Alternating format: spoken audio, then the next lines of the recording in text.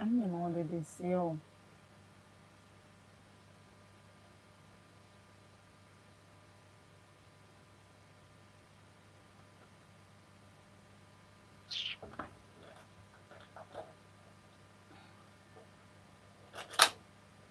This is not what I want to do.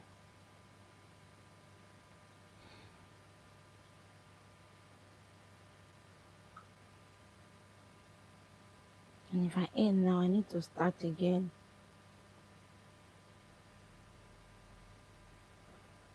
I don't want to stream it like this.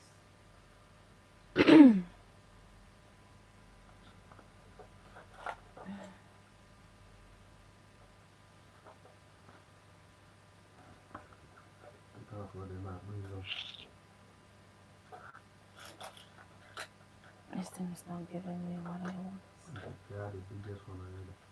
It is not giving me what I want.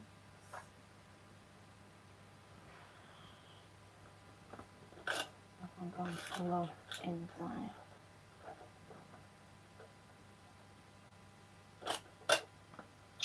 No, it didn't phone up on nice.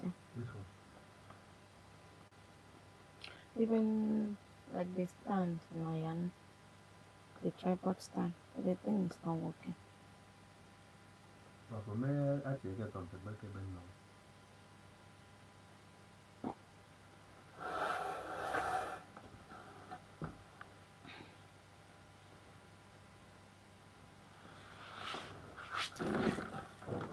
Oh no!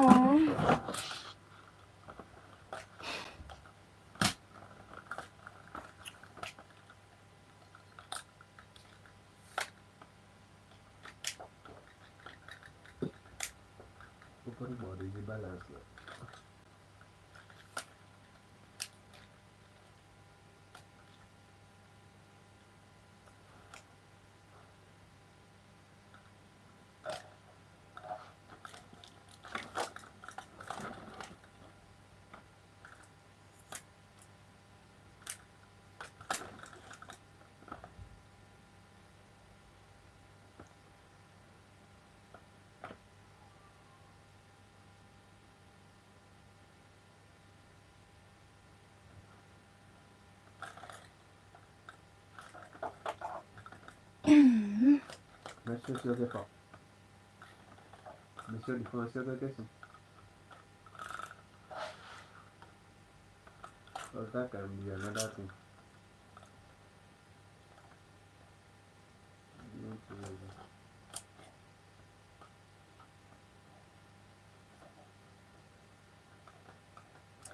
Thank you for joining. Just give me a moment, please. Just having a little bit of a challenge here.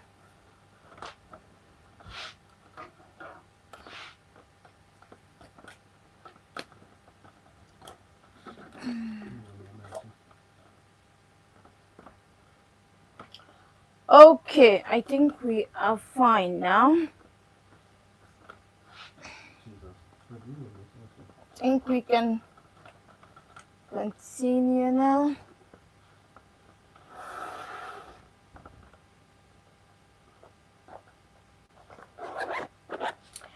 Hello everyone. Thank you so much for joining. I was just having a little bit of an issue there, but that's sorted now, so we can continue. If you are here, feel free to drop a comment. You can introduce yourself, and then we will go ahead with the rest of the video for the day. If today is your first time on my channel, you're welcome. My name is Nduweso. I am a registered nurse, currently living and practicing in the Republic of Ireland. And so I decided to do this study abroad masterclass because I see that some people are still a bit confused when we talk about study abroad. People are still looking for agents to help them navigate all of that has to do with study abroad, which is why I came up with this masterclass, just to explain in details for a lot of people that yes, this is something that you can do all on your own. You do not necessarily need any help to do this. You can do this on your own as long as you have a smartphone. So for today, the main thing I'm going to be concentrating is what you're seeing on the flyer there, which is basically how you can choose the country that best suits you, what you should look out for when you are choosing your country, and if you should move with, let's say, your dependent or not. So those are the three areas we are going to concentrate on. Okay,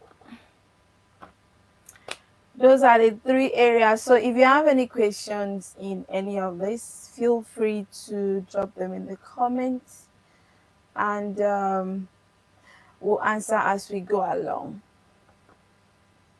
So, first question, how to choose a country to study in.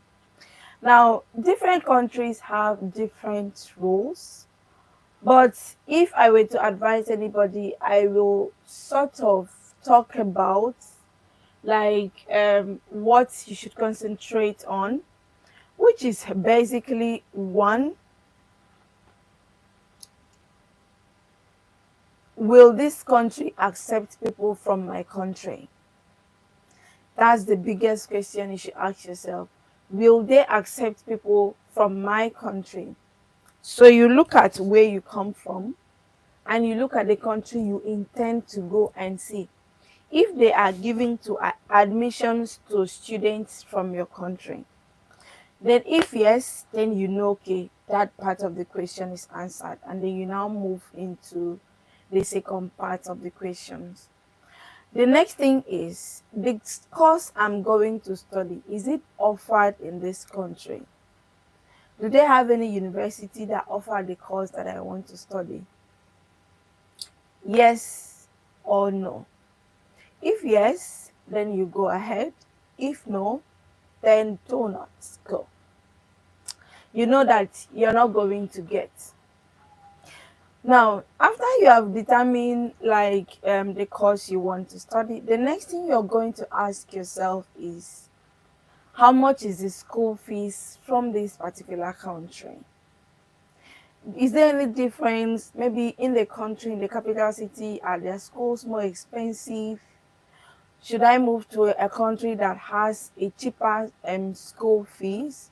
Then you decide if the answer is yes or no. And this you're going to know because you're going to go into some schools that they have, and then you look through to see if they have any if they have any course that you want to study, and then you look at the school fees they have for international students. Obviously, if you are a citizen of a particular country, the school fee tends to be much cheaper than somebody that is coming from another country to study. Either it will increase by the amount, or it will increase based off of the currency. So some schools may charge like different currency for their home students and then different currency for the other students. So you just choose to see which one is better for you. Next thing you want to do is, after you have determined the school fees of that country and you see, okay, this school charges a little bit less, this country the school charges a little bit more, you're going to check if you will be able to work as a student. So some countries may not be able to allow you work as a student outside the school. Take the US for instance. If you are studying in any school in the US, majority of the schools want you to work within the school. That means that if you are maybe studying for any course, you're going to be working in the library, in some coffee shops, maybe volunteer with the any organization that has to within the school, which means they are not going to be paying you as compared to countries that will allow you to work outside the school. So the school does not necessarily control the kind of job that you get to do. Let's say you get to work in countries such as to study in countries such as Ireland, the UK, Finland, Canada. You'll be able to work outside the school. You can apply for any job of your choice. You can apply if you even have like previous job experience in any field. You may be able to get that kind of job while you are studying as a student. And then the next thing you're going to also check about when it comes to job is if they will allow you to, how many hours is allowed. Majority of the schools in many countries will allow international students to work for 20 hours a week during when school is in session, and then as much as you want or full time when school is not in session. And for people that are maybe going to do a master's, a postgraduate, you have more time outside school than when school is in session, because if school is starting, let's say in September, by the end of, let's say, June, July, academic coursework tends to be over. Okay, so when you have decided if they will be able to allow you to work, then you are going to look at the duration of this course. You're going to look at the duration of this course. Is it that in this country you're going to the same course you will study for 2 years, and in this country the same course you study for 1 year, and in another country the same course you study for like 3 years or more? So you should be able to check round to see if you'll be able, if the number of years, because the more number of years, the more fees you're going to pay, the more money you're going to pay, the more time you are going to spend. So you're not only going to pay more, you're going to spend your time. And majority of us are already, our age is already up there, and most of the time you are looking for opportunity to be able to bring your family into the country that you're going. So you need to know how long all these things is going to last, so that you know the best thing that will work for your family circumstances. Now, after you have decided all these things for the particular country, you're going to also consider, after your studies, what's next. Now, even before your studies, some countries will ask you to pay certain amount of money. That means you need to go with their public health insurance, which means you're going to pay more. If you are going to countries like UK, they have what they call this health surcharge that you're going to pay to the government, and this money is compulsory. And whether you use the service or not, it is gone. And when next you're going to renew your visa, you're definitely going to pay this money again. So that's something you need to consider and you need to know. Now, after you are done with your studies, will they allow you to stay? Will they give you the opportunity to stay back in the country? If they are going to give you opportunity to stay back in the country, will they give you, how long will they be able to give you? When they give you, let's say 1 year, 2 years, how much are you going to spend to be able to stay? Is it possible that the money you will be making when you'll be working as a student, you'll be able to use this money to fund these post-study work visas? Remember what happened in UK recently. Some people finished school and then it is very difficult for them to pay back. I've made a video for them to, it is very difficult for them to be able to renew their visa and remain in the country. I've made a video where I talked about the things you're going to gain or benefits that you're going to gain when you study in Ireland. I posted that video some time ago. You can scroll back to my channel and then you see to it. In countries such as Ireland, there's nothing like health surcharge. So all you need to do is pay your school fees. After you're done paying your fees, the next thing you're going to do is apply for your visa. It is also true that they may want you to pay like almost the entire amount of your visa, sorry, before pay your school fees entirely before you can move into the country. But you need to be certain that by the time you are done, there is something in wait good for you. For example, in countries such as Ireland, when you finish your school, all you need is to submit proof that you have finished your school, you are able to get good grades, and then you renew your residence permit. And guess what? It is just €300. The same amount that you paid when you recently moved into the country to get your stamp too as an international student. That's the same amount that will be needed to renew your visa to remain in the country after your studies. Unlike countries like UK, Canada, where you need to add more money to be able to pay. So you see why it is important for you to take your time to gather all of this information to be sure that you know exactly what you're doing. So that not by tomorrow when you are done and you now be found wanting. Especially if you probably maybe you couldn't work as much as you wanted to because of one thing or the other that is beyond your control, and at this point you want to still remain in the country but you cannot because you can't be an illegal immigrant in a country that you moved in to study. It's not really something, especially if you want a future for yourself in that country. It's not a situation you want to find yourself. So it is necessary that you take your time. It's necessary that you take your time to go through all these important questions and answer it yourself.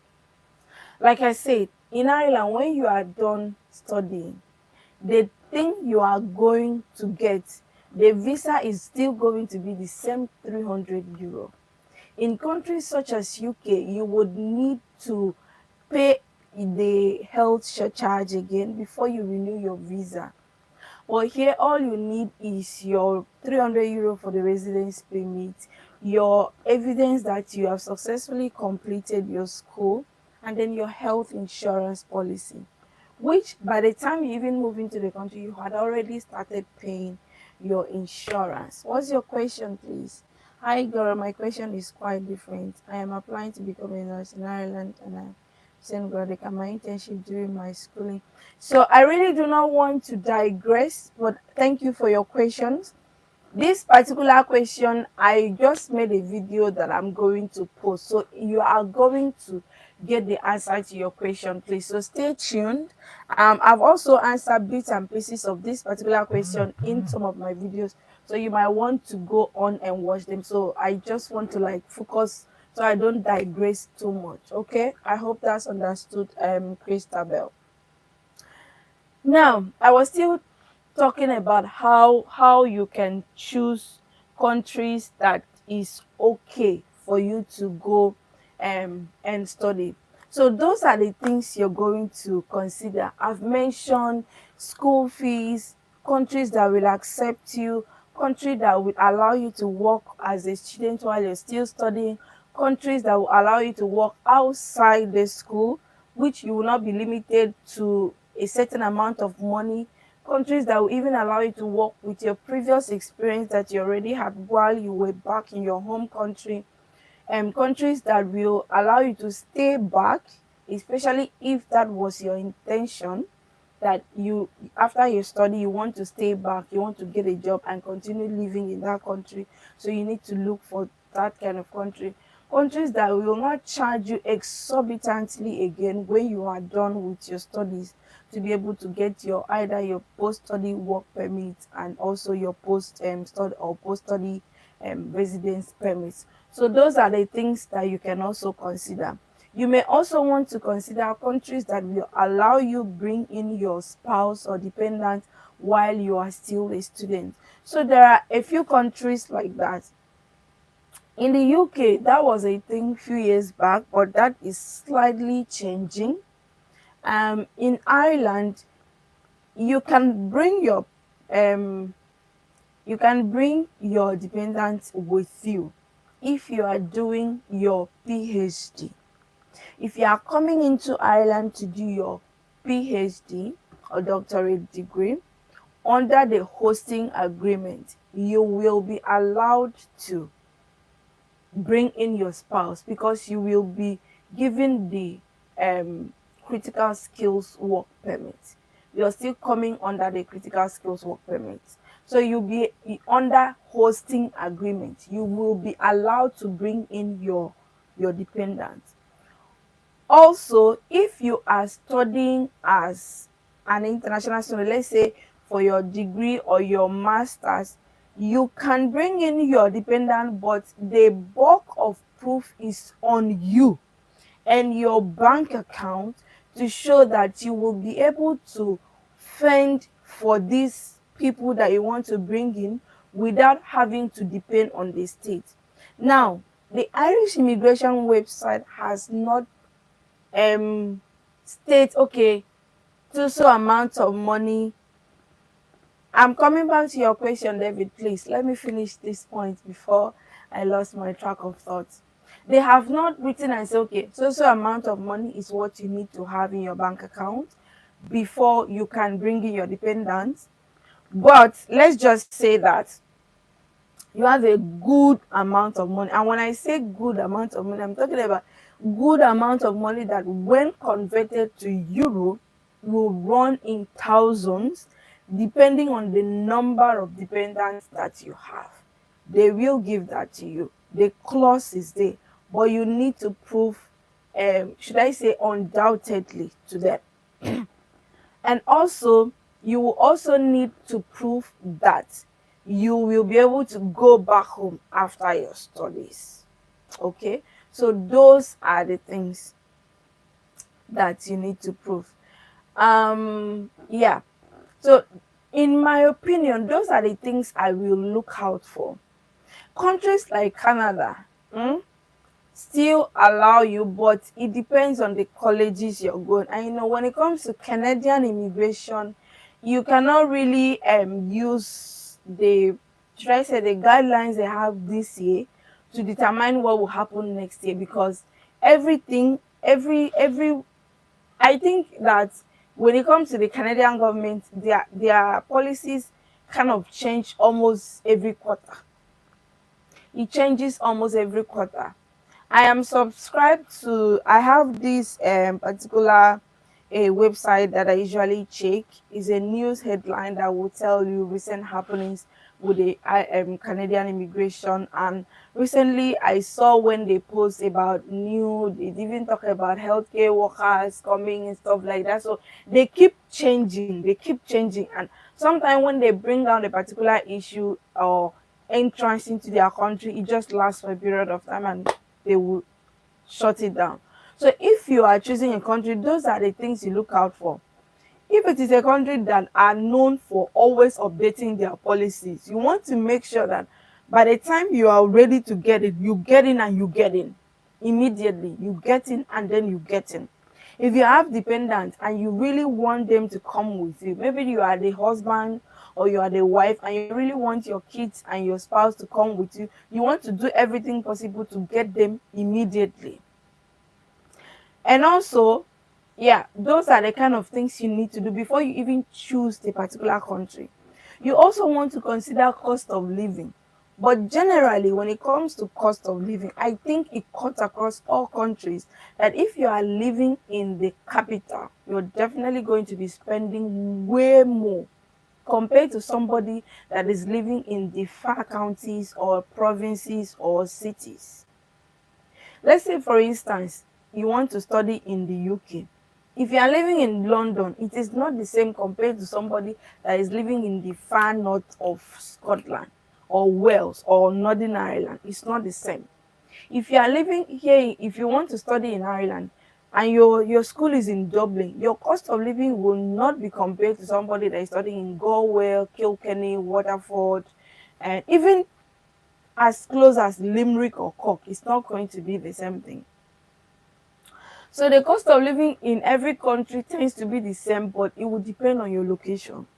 Let's say you want to go and study in or in Canada, and you are going to stay in Toronto. It's not going to be the same as somebody that is staying in is it Saskatchewan that is called, all those far inside. It's not going to be the same. So this is when your personality comes in, and also your thoughts for tomorrow comes in. Because even though it may be cheaper for you to study in the far counties, job opportunities may not be the same. In fact, will not be the same. We all come from different countries and we know how job opportunities work. For example, if you come to Nigeria and you live in Abuja, Lagos, you can't compare the job opportunities you will get if you are living in Kaduna, Kano, or even to the far south to live. You can't compare that. And even when you're living in the far south, and let's say you come to Akwa Ibom, say for instance, and you live in the capital city, where in the European country they call it city centers. You live in the capital city. It is not as compared to people that are living in the villages. So these are the kind of things you put, if I were you, will put into consideration when you are choosing a country and a school, because these things matters. Because if you have the intention of remaining in that country when you are done with your studies, you want to make sure that from day one you enter, you will start looking for a job that is likely to sponsor you. It is true that you just want to get something to get busy, especially if you are not coming from a well-to-do background, or you don't have like a very big somebody that is supporting you from back home. That's okay. But if you are coming to do like masters that is like 2 years long, so you can do any kind of survival jobs in like 6 months, but in your first 6 months, but immediately you are like up to like the first 6 months, start looking for jobs in your field that is likely to sponsor you. I'm not saying resign from the one you, because you can't resign from your job when you do not already have a good job. So still do the one you're doing, but you start looking for a job that is likely, you know, that these people have track records of employing foreign nationals, have track records of giving employment permit, work permit, or however that is called in that country, certificate of sponsorship if it's in the case of UK. Okay, so that by the time you're even done with school and then you get your post-study work visa, you'll be able to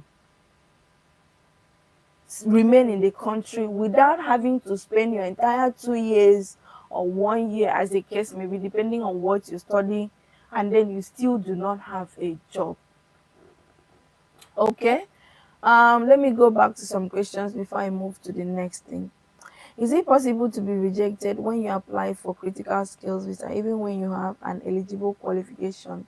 So just like you have stated, when you have everything that a particular document you're applying for is looking for, there is no reason for them to reject it. Whatever that is, be it visa, be it work permit, be it booking flight ticket, be it anything, be it applying for admission. When you have everything they need, tell me why should they reject you? If they reject you when you have everything that is needed, then you have the right to appeal. You have the right to appeal. Let's say it happened because of oversight. I'm sure they will even reach out to you to apologize that it was an oversight or something like that. So if you have everything, there's no need for them to deny you any document, anything it is at all you are applying for. I think Ireland is the best country for everything except cost of living.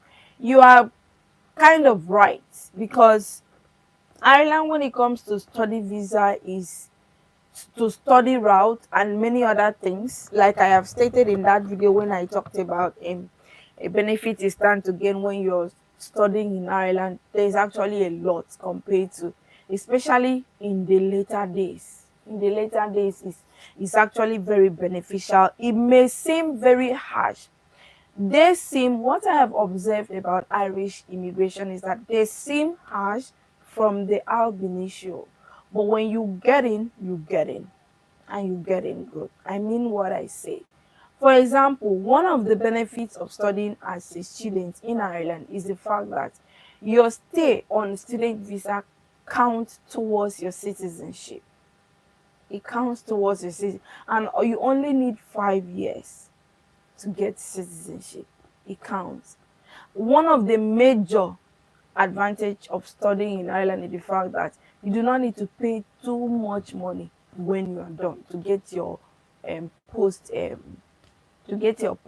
residence permit to remain in the country after your studies. It's still the same 300 euro. Unlike UK that you pay through your nose and many other countries. But all the same, it all depends on you, because people look at job opportunities, the kind of things they are interested in, where they will be able to. So that's which is why you need to ask yourself all the questions I had previously stated, so that you know which is best for you. Individual circumstances differs, and we can't use what Mr. A is doing to judge what Mr. B is doing, because you should be able to know where you're going to be able to see how you're getting there.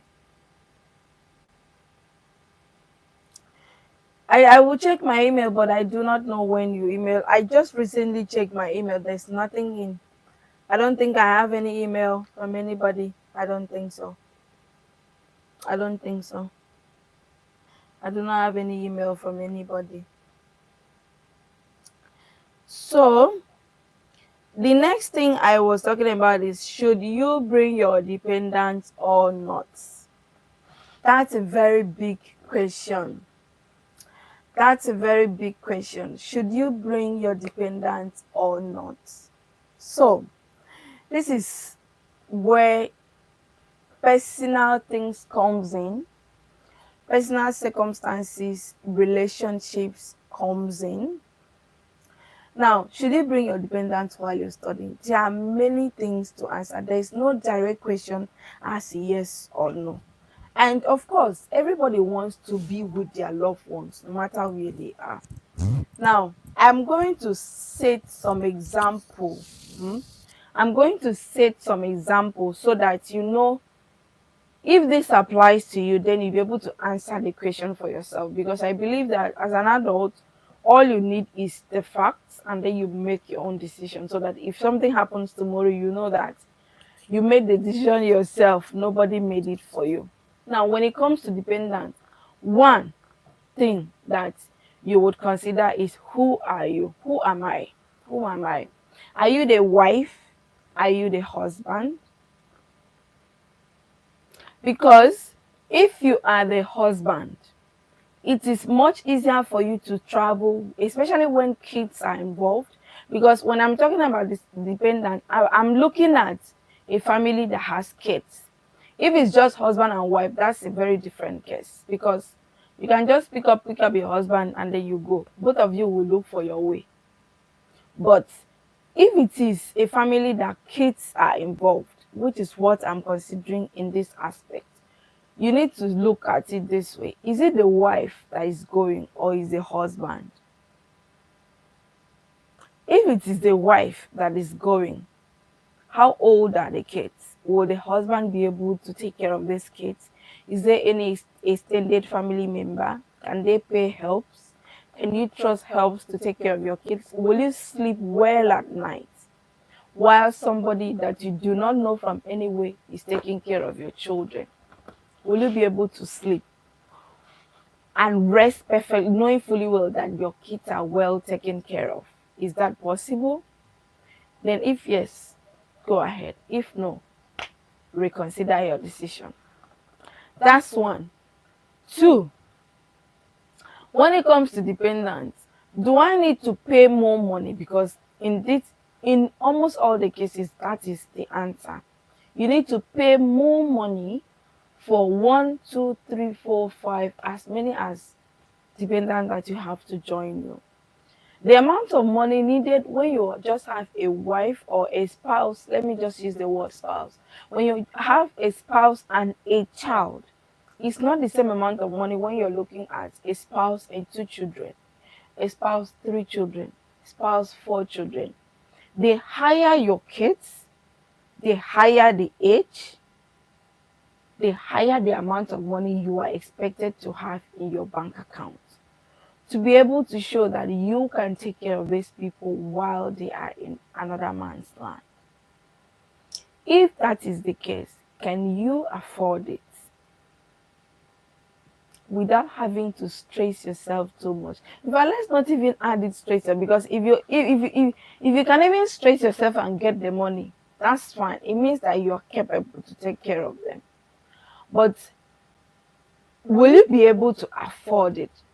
Let's say for countries like Canada, that their visa will tell you you need up to 30,000 Canadian dollars, you need 50,000 if you have up to this number, you need 20,000, you need 25,000, which their own is very much straightforward compared to when it comes to Ireland, that does not specify a particular amount of money to have in your bank account. And even in the UK, it's slightly different because they just want, okay, 3 months, they want to see this amount of money and stuff like that. And then you'll be able to get the visa. Now, if this is the amount of money that is expected for me to have in my bank account, will I be able to get it? Can I afford it? Do I have people that can support me and give me this amount of money? Can I be able to get proof of funds? Now, in as much as I do not encourage proof of funds, especially when it comes to the issue of dependence, reason being, this proof of funds you're doing, that's not your money. And these people that are um that want you to have amount of money, they were not, they know what they are doing. They know that you need this money. You need to get accommodation. And when you have a spouse and one child, one bedroom house, depending on the age of that child, is fine. But when you have up to three, four, five children, you are looking at a 3, 4 bedroom house. And if it is in a country like Ireland, a 3, 4, let's even say a 2 bedroom house, 3 bedroom house in Dublin, you won't get anything less than €3,000, depending on where you're looking. 2,700 for a 3-bed house. If you're looking at a 4-bed house, you're looking at 3,200, 3,500, even 4,000 and above, depending on the area, the availability of the availability of the, what is it called, the accommodation or properties, yeah, etc. You also want to consider the location of your school and the distance it will take you to move from your school, from your house to your school, from your school and to your job. You want to consider all of those things. So you see that when dependents are involved, you're thinking so many things.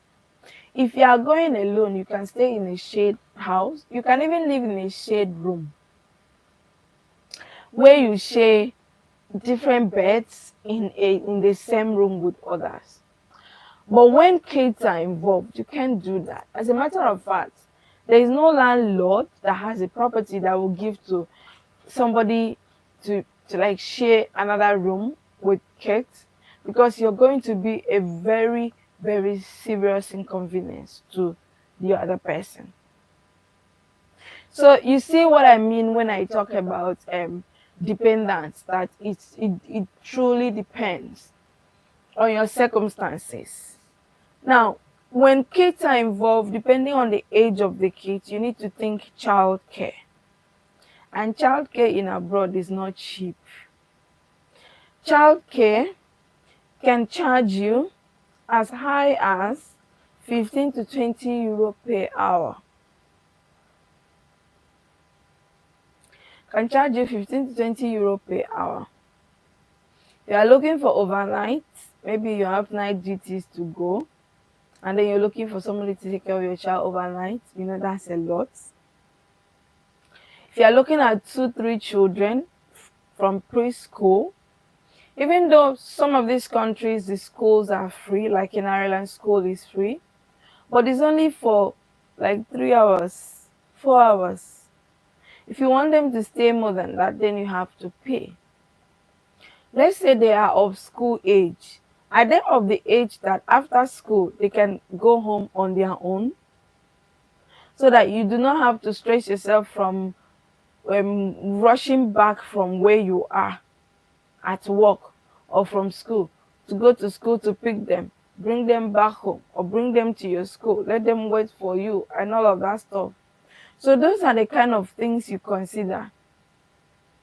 Are you somebody that is easily tired and maybe you want to buy a car? That means you need more money in your account. So when it comes to dependence, all these factors need to be seriously and thoroughly considered before you know if you are to bring in your spouse or not. And like I said previously, if the country is even willing to accept you and your spouse. Another thing, when you are bringing in your spouse, will they allow your dependent to work? Let's say you have a spouse that is not a professional and won't be able to. Let's say, for instance, now you are the student and your spouse has this professional job, be it in healthcare, IT, engineering, anything, and that job that your spouse has is in demand in that country that you're going. You know that life is going to be more smooth and easier transitioning for you compared to somebody who has a spouse that does not have a, should I call, a stable or high demand skills. So you're going to be feeding yourself, feeding your spouse, and also will that country allow your spouse to work? If you are going to countries such as Saudi Arabia to study, your spouse is not going to be allowed to work.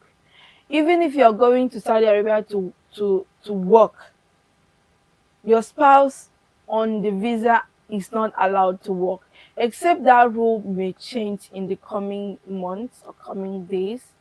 But to the best of my knowledge till this point, Saudi still don't allow your spouse to work.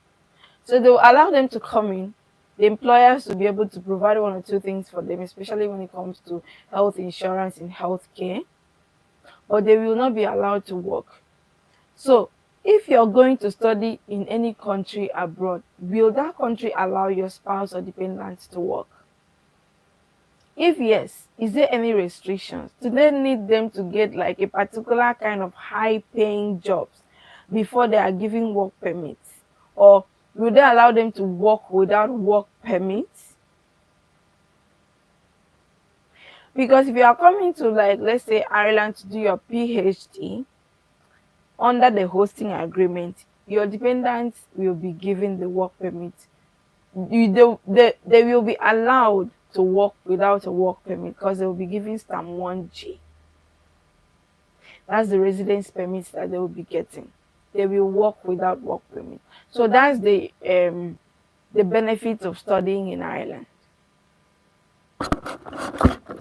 If you have any question, please feel free to drop them in the comments, okay? Feel free to drop them in the comments. Let's give a few minutes to drop questions in the comments.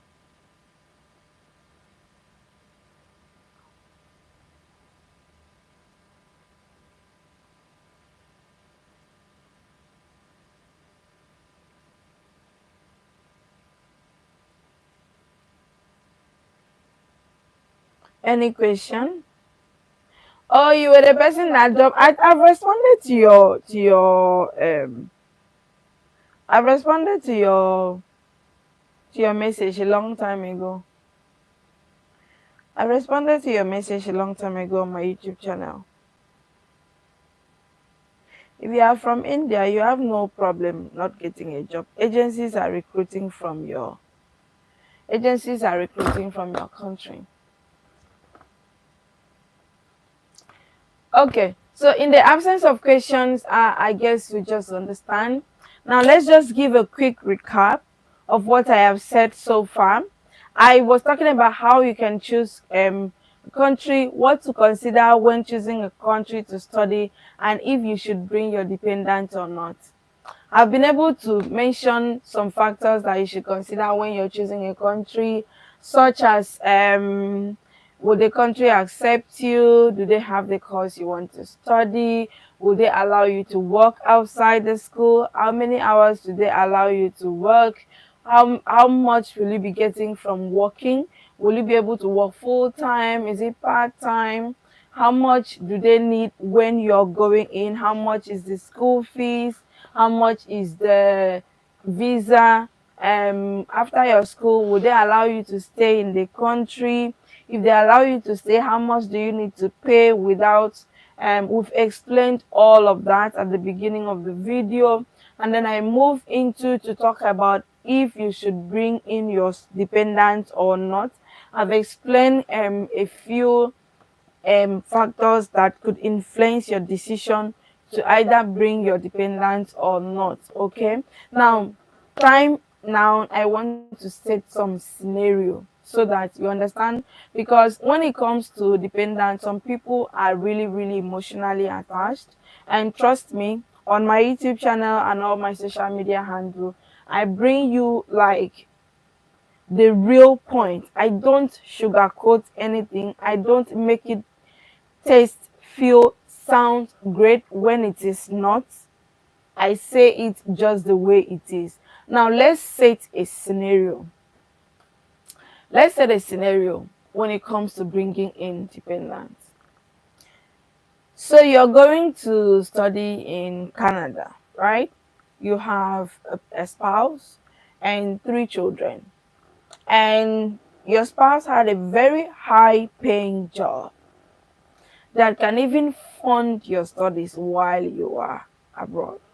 And then you said because you can't stay alone, you need them beside you, blah, blah, blah. You pull them out, and then both of you move to a different country with the children. You need like a 4 3 bedroom house, and you choose a school to study in the city. Now, the money you had in your bank account is not enough to fund this on your arrival. What do you think will happen? This will put a strain, a serious strain on your family relationship. Because not only will your spouse be seeing you as somebody who does not want their growth, but that is obviously the truth. That's obviously the truth. Because that's what it sounds like. Now, all of you will be sitting down looking for jobs that sometimes you are not able to do, looking for jobs that you are not comfortable working. Because it is one thing to get a job, it is another thing to like your job. If you do not like your job and you are working because of money, you will be stressed out. There is nothing as bad as going to work in an environment that either you do not appreciate or they do not appreciate you. And when you are in a foreign land, in a condition that you cannot control, you'll be forced to take jobs that you do not like, that you do not love. And guess what? You're going there with anger, frustration, whatever your manager, whatever anyone says at the place of work becomes a problem to you.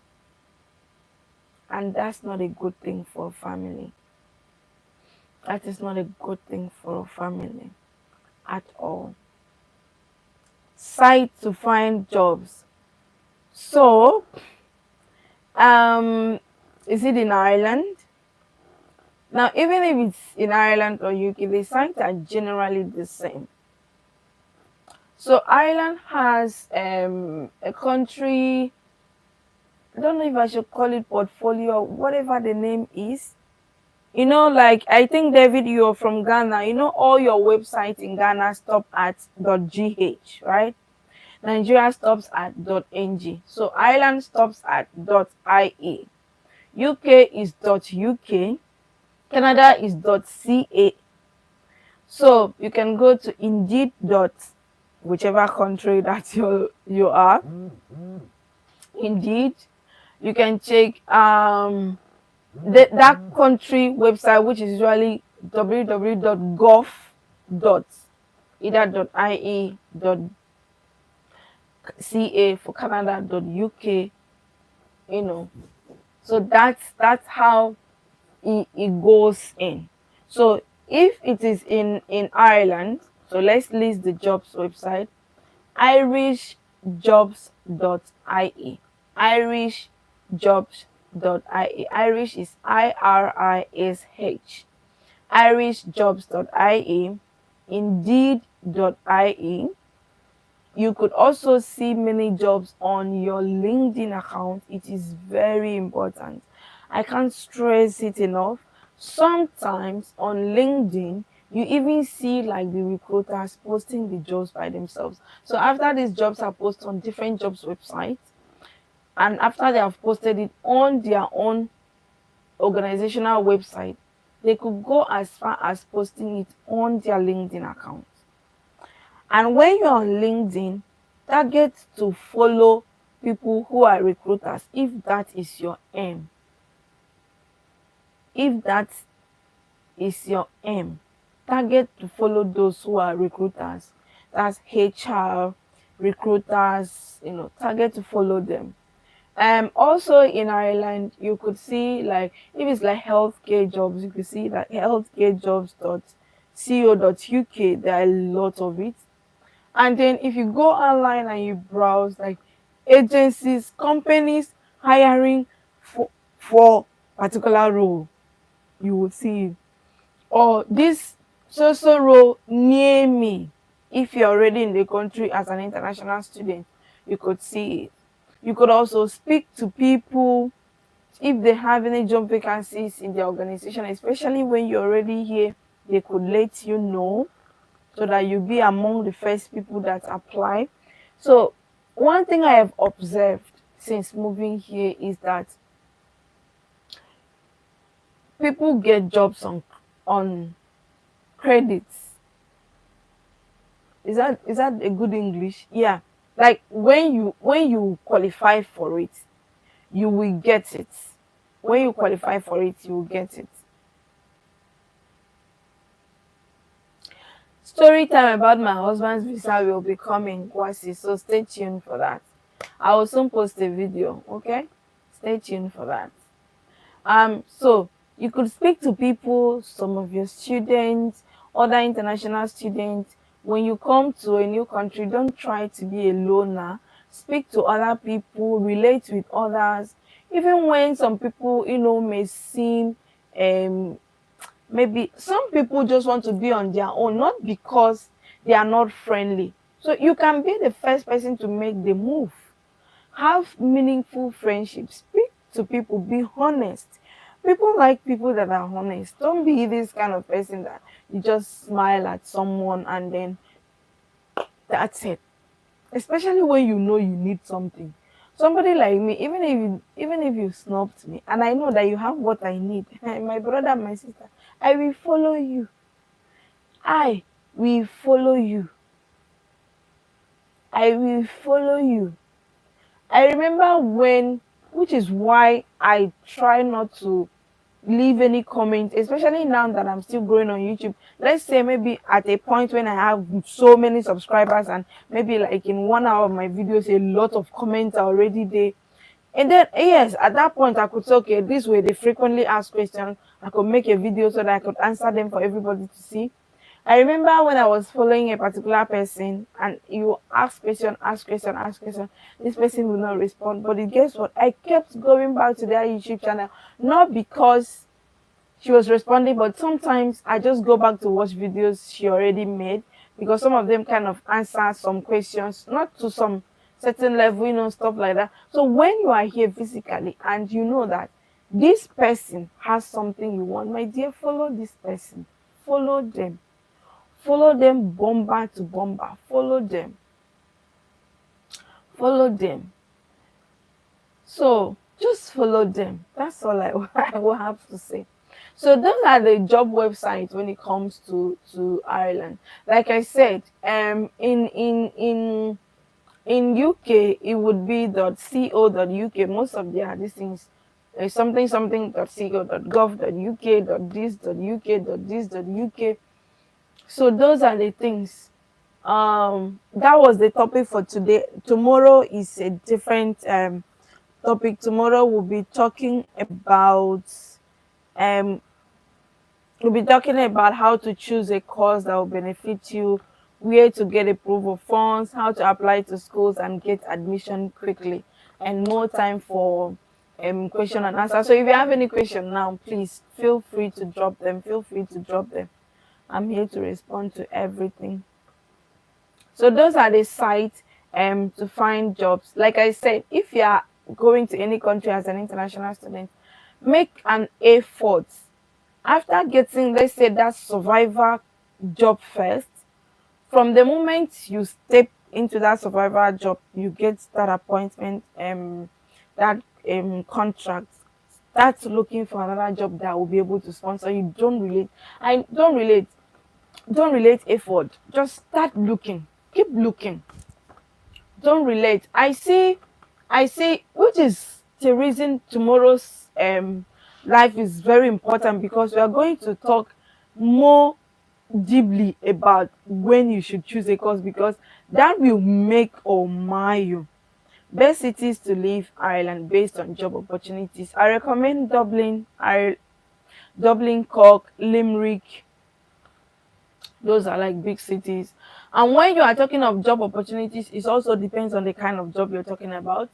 So in Ireland and in many other countries, they have what they call the shortage occupation list, which means people on this list, jobs on this list, they are in high demand.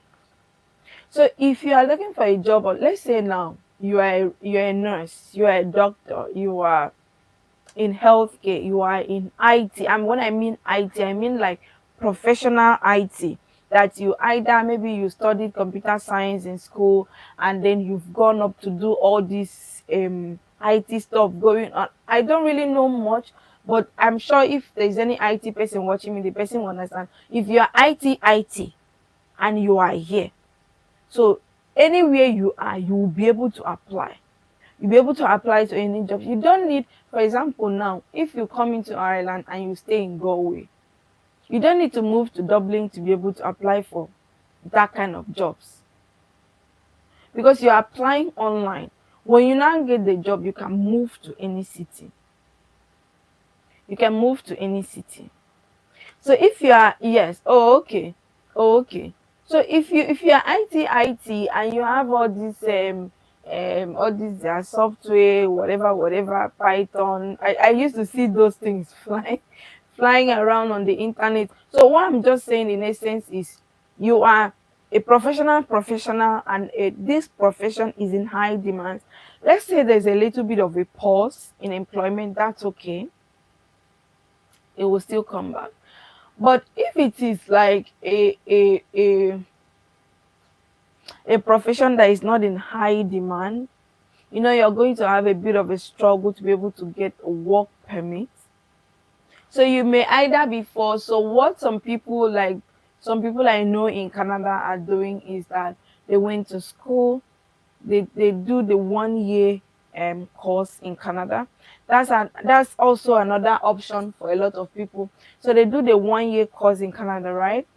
And after the 1 year, they get 1 year study post study work permit. After that, by the time their 1 year post study work permit is almost finishing, that 1 year they've worked and worked and worked over time, they've worked, gathered money again. And by that time that they are in the country, they now know one or two, let's say, when you were applying, you didn't have money, because some professional courses are expensive more than your pocket. Remember that affordability is relative. Like I always say, affordability is relative. For somebody to get 100,000 cedis is chicken change. For somebody to get 10,000 cedis, the person will have to work for 10 years to be able to gather that money and have at hand like this. So affordability is relative. So let's say you know exactly what you want, right? You know, okay, for example, I want to become an IT professional and I need to do so short courses. Each of these short courses, I can do it in a particular school in, like, let's say Toronto, um, one of those small cities. But you do not have the money to pay for it, and then you just see one kind small course like that will get you a visa, one year visa to enter into Canada, right? And then you get the course, because that's why I said sit down and know where you are going.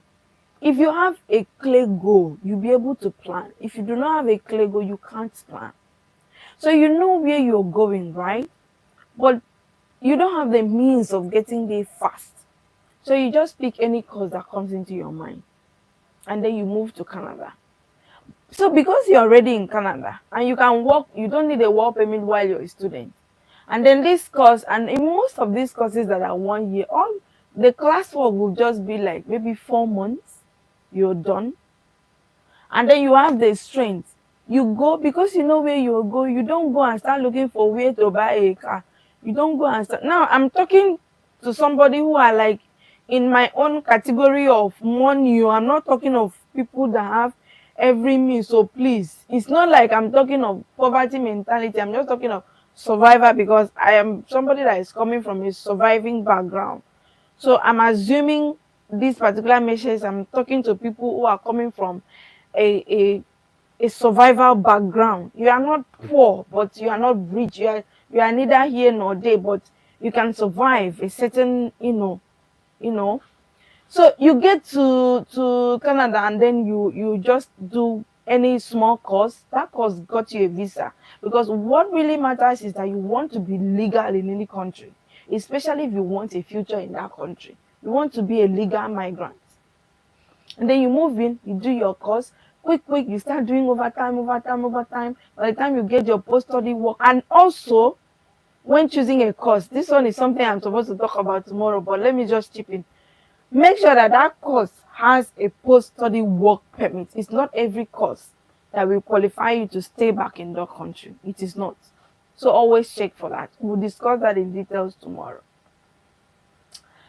So you now get it now, and then you just start to gather a few things, and then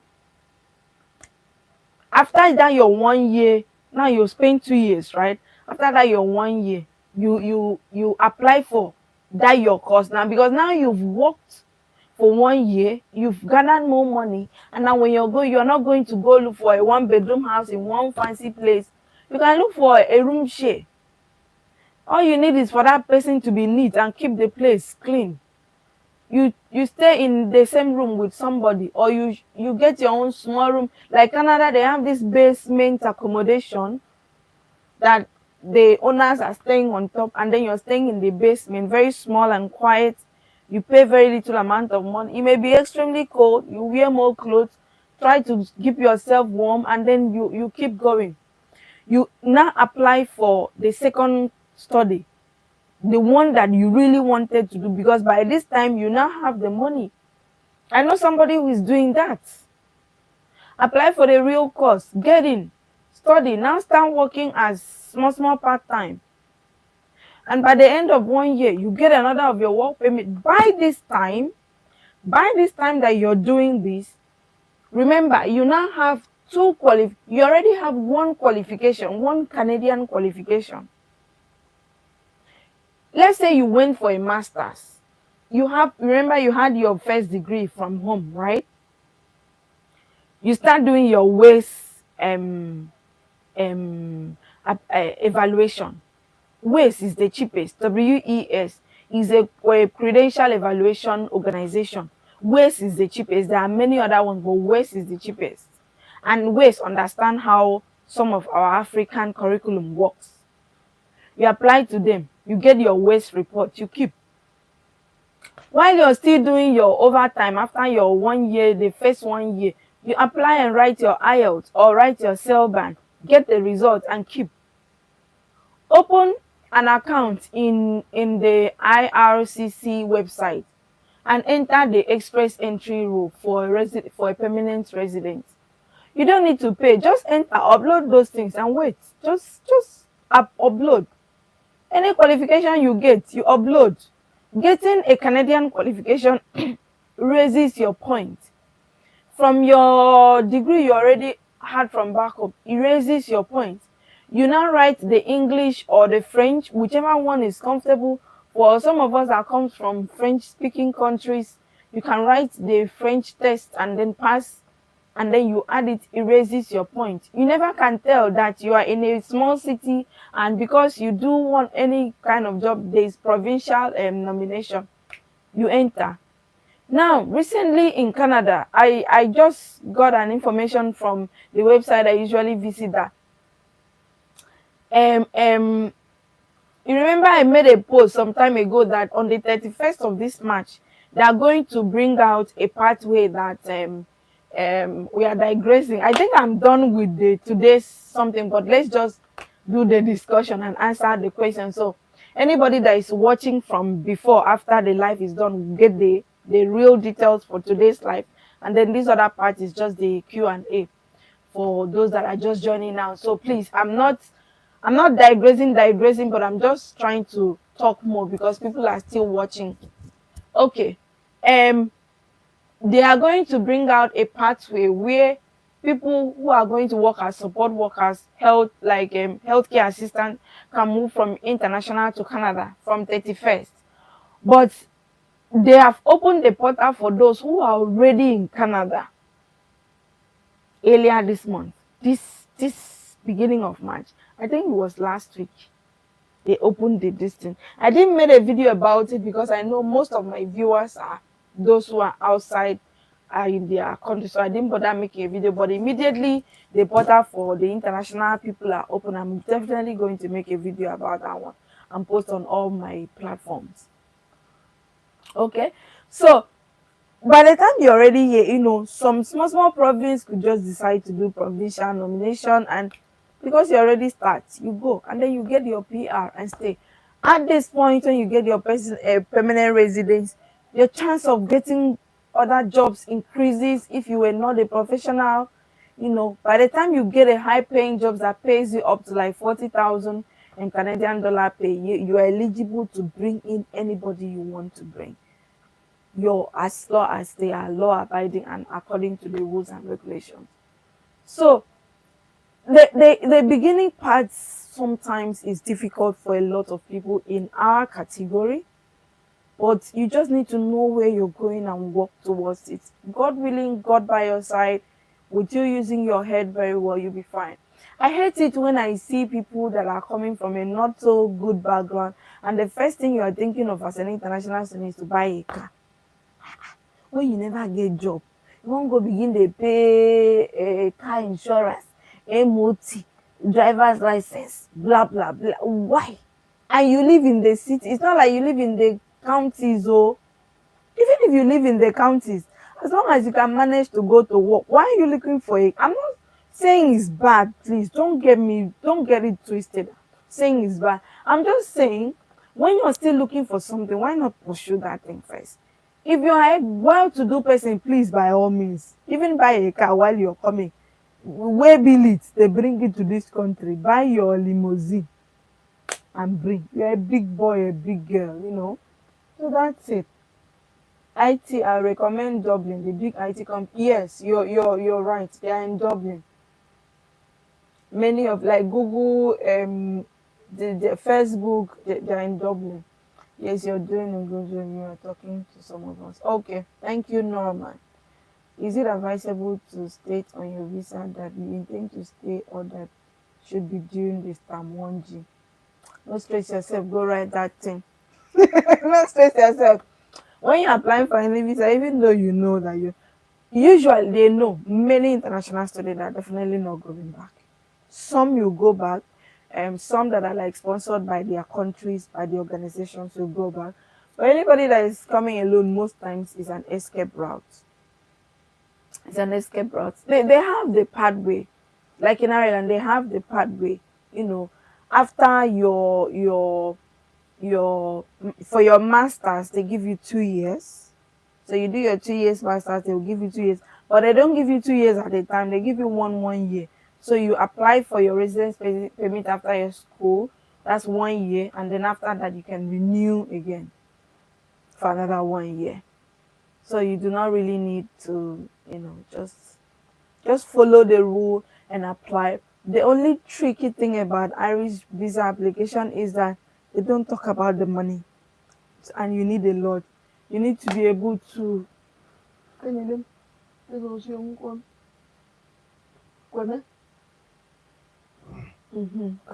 sleeping. Continue sleeping. So that's it. Don't state it. Yeah, I was saying that the only not so good thing is that they don't state the amount of money that you need. Yeah, that's it.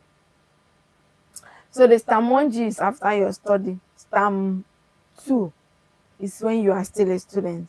Stamp 1G is after your study. It's after your study. I've met, while I'm emphasizing on when you are here, start looking for jobs. I've met people who are now regretting, and because their visa was almost expiring, they had like 6 months left.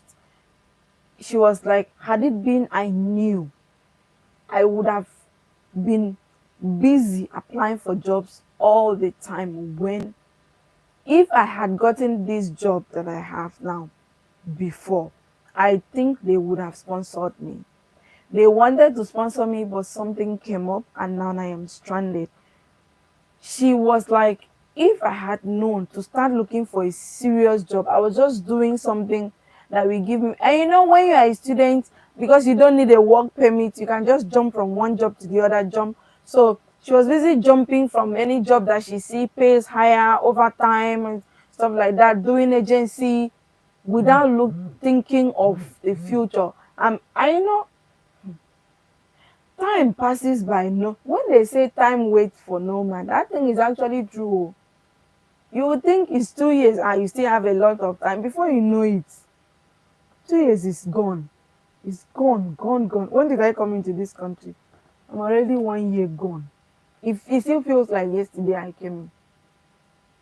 It still feels like yesterday. I'm not even 1 year. I'm already 14 months gone. 15 to be exact. 15 months already. Oh, so it's not like they give you 2 years straight. No, no. In Ireland, they don't. They don't. They give you their residence permit is 1 year. Even we that are coming on a work, even we that have work permits, when I came in, this is like I've renewed my residence permit 3 times now.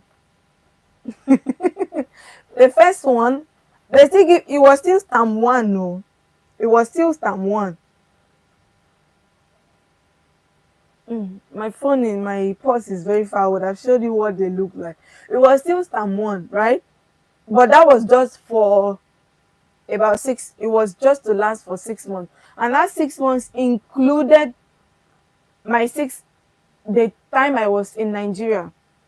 So let me say that again. So I applied for my visa in Oc- in September 6th, right? Yeah, September 6th. My visa came out in October. I can't remember the date, but in October. Yeah, that's what I'm explaining to show you how the 3 times looks like. So my visa came out in October, right? And from the time your visa comes in, you have 3 months to enter into the country. Otherwise, you need to reapply. So I came into the country I arrived on the 1st of December 2023. 2023. 1st December 2023. I was given 3 months at the port of entry, right?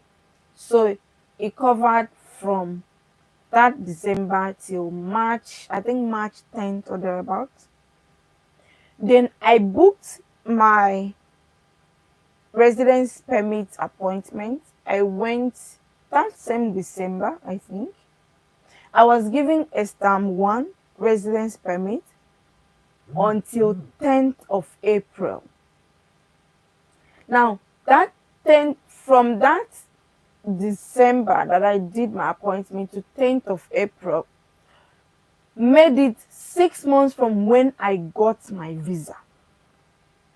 So you see, if I were to get my visa in that same October and probably flew into the country next week, I would have had a longer time to stay. But I was to stay legally until the 10th of April. So now, when I passed my adaptation, got my license, I had got my work permit now, I had to renew that license, that residence permit again to get a 1 year residence permit. So I renewed it. I think I did the renewal in around March, yeah. So, but I didn't need to go to the office again because they already had my biometrics and everything. I just did online and renewed it. And I was given a residence permit that will last me till 10th of April 2025. And we are in March. When you are 3 months to 12 weeks to expiration, you can renew. So I have renewed again. That will last me from now till 10th of April 2026. So that's why I said I renewed 3 times now. So even when my work permit lasts is 2 years validity, but your residence permit is just 12 months validity. And by the time you renew your residence permit, you need to show proof that you are still working, which you can get a letter from your office, or you send in your most recent payslip for them to see that you're still working. So work permit is 2 years validity, but residence permit is 1 year. Can't be more than one. You renew every year. Renew. So that's how it leads to 3 times renewal now. So even as students, after you are done with your studies, you're still going to be renewing like that. You're going to be renewing like that. Okay. More questions, more questions, more questions, more questions, more questions. So looking for a job from the beginning is very important, especially when you have a mind to stay. So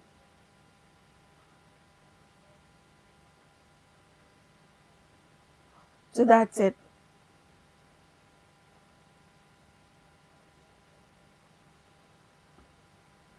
More questions, please. Ask questions. Don't be shy. Ask any question. Study abroad. Yeah. Okay, the renewal fees are not prohibited, especially the student from. The renewal fees are the same. The only thing is, if you renew your residence permit within the same 12 months twice, you'll be refunded the first one. So when I did the first application, I paid the 300 euro in December 2023. When I renewed again in March 2024 to get the 1 year residence permit, I still paid 300 euro, but that was refunded. That was refunded. So you can't pay more than once within 12 months. That's the rule. It's on their website. So I was refunded the 300 euro for that second one. So I kind of paid 600 euro now for the 2 years. Yeah. So that's how it works. That's how it works. So for students, When you are done with your school, you bring them evidence that you've completed. Uh, how can I get having diploma in hospitality? Hospitality is not really healthcare. So if you want to get into healthcare, you look for what healthcare course that you are interested in, something like that. And then you look at the eligibility criteria, you look at if you should come here to study or if it is cheaper for you to study and then migrate later. All of that is your choice. So you choose whichever you want to. Now that we are still live and I have a few people watching me, I'm still saying it again. Please do not allow anyone to use you and say, give me money, I will bring you to Ireland to work as healthcare assistant, especially from Africa.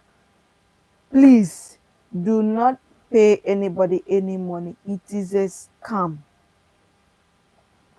It is a scam. I've had that questions in my inbox and I am so angry whenever I see that. It is a scam. It's a scam. One even said she was asked to pay 4,000 euro in total. She will pay 2,000 lately now. When she gets the visa, she will pay the remaining 2,000. I'm like, which visa? What kind of visa? They will even go and be telling somebody, we give you work visa. Who told you? Ireland does not have anything like work visa, this visa, this visa. They have two types of visa. Yes, it's true that the long stay type D, your purpose of coming might be work. But there's actually nothing like that. They have just two types of visa: short stay or long stay. Short stay type C, long stay type D. Short stay type C means you're going to stay in the country for less than 90 days. Long stay type D means you're going to stay in the country for more than 90 days. And what are the things you should do to be able to stay in the country for more than 90 days? Is either you get a job or you're coming to join your spouse who is on either a critical skills work permit. Ireland has what they call work permit, not work visa, work permit. And you do not get a work permit if you do not have a job, if you do not have the eligibility to get that job. Let's say, for instance, you are a dietitian. I recently made a video how dietitians and all those allied healthcare professional, dietitians, physiotherapists, podiatrists, medical laboratory scientists can move from their country to Ireland. Those people can get work permits from their country before coming. Do you know why? Because they are going to do their recognition process right from their home country. They are going to, if they choose to do the aptitude test, they will do it in their home country or any country that the Koro would refer them to go and write the exams. And when they get it, they can start applying for job. When they get their job, because they already have their license, their employer can apply for the work permit for them while they are in their home country. But for us nurses, doctors, we cannot have work permit from our home country because we have to come into Ireland to conclude the remaining part of our registration, which is why you are given what is called a typical working scheme.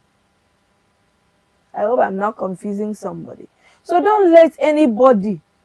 I even saw a video on TikTok. The lady was like, they will give you critical skills for healthcare assistants. No, now. And people were jumping, connect me, connect me. She said, chat me inbox, send me message inbox, send me message on WhatsApp. I know it sounds, people like us, when we try to say the truth, it sounds like we are stingy. Trust me, trust me. If I see any means, any legal means to bring people from back home, especially people I know that they really need to move, I will do it personally.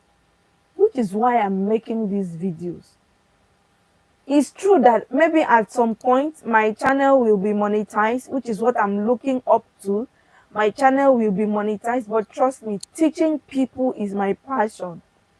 Showing people what I know is my passion. Like teaching is my passion. I love doing it.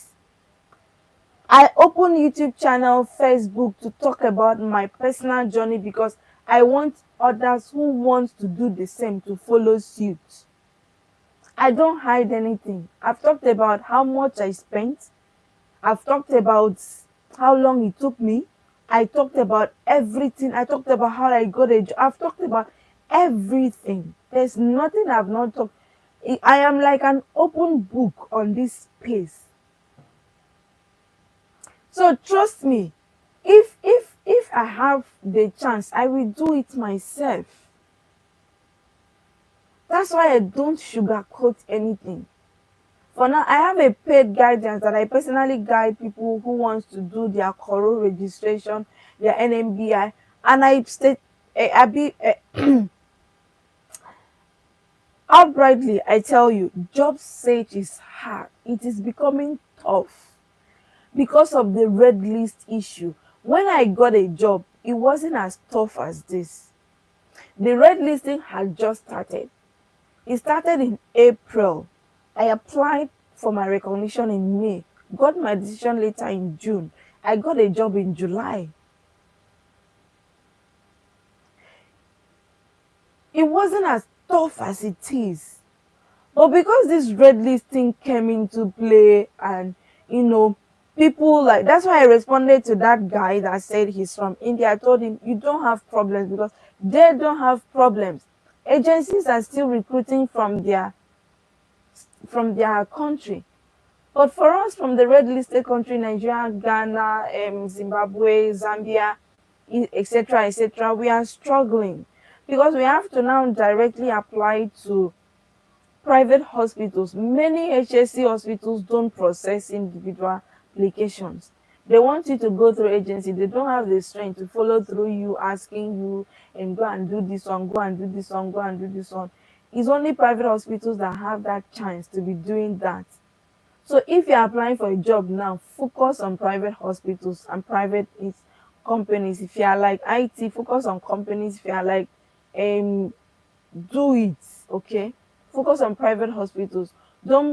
I'm not saying don't bother about HSC because you could be lucky. There are still a few that may allow you. And currently HSC employment is a little bit on a pause.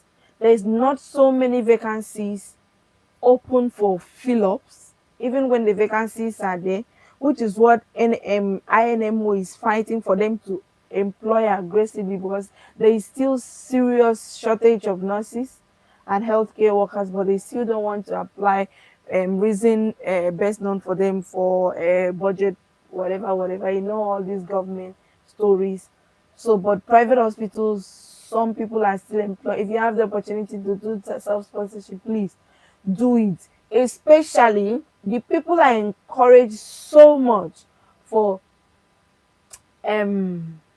self-sponsorships are people like, let's say if you're an ophthalmic nurse, you did your general nursing and you did your ophthalmic nursing education, you have a higher chance of getting a job, and you have the current experience, you have the higher chance of getting a job after you're done with your exams.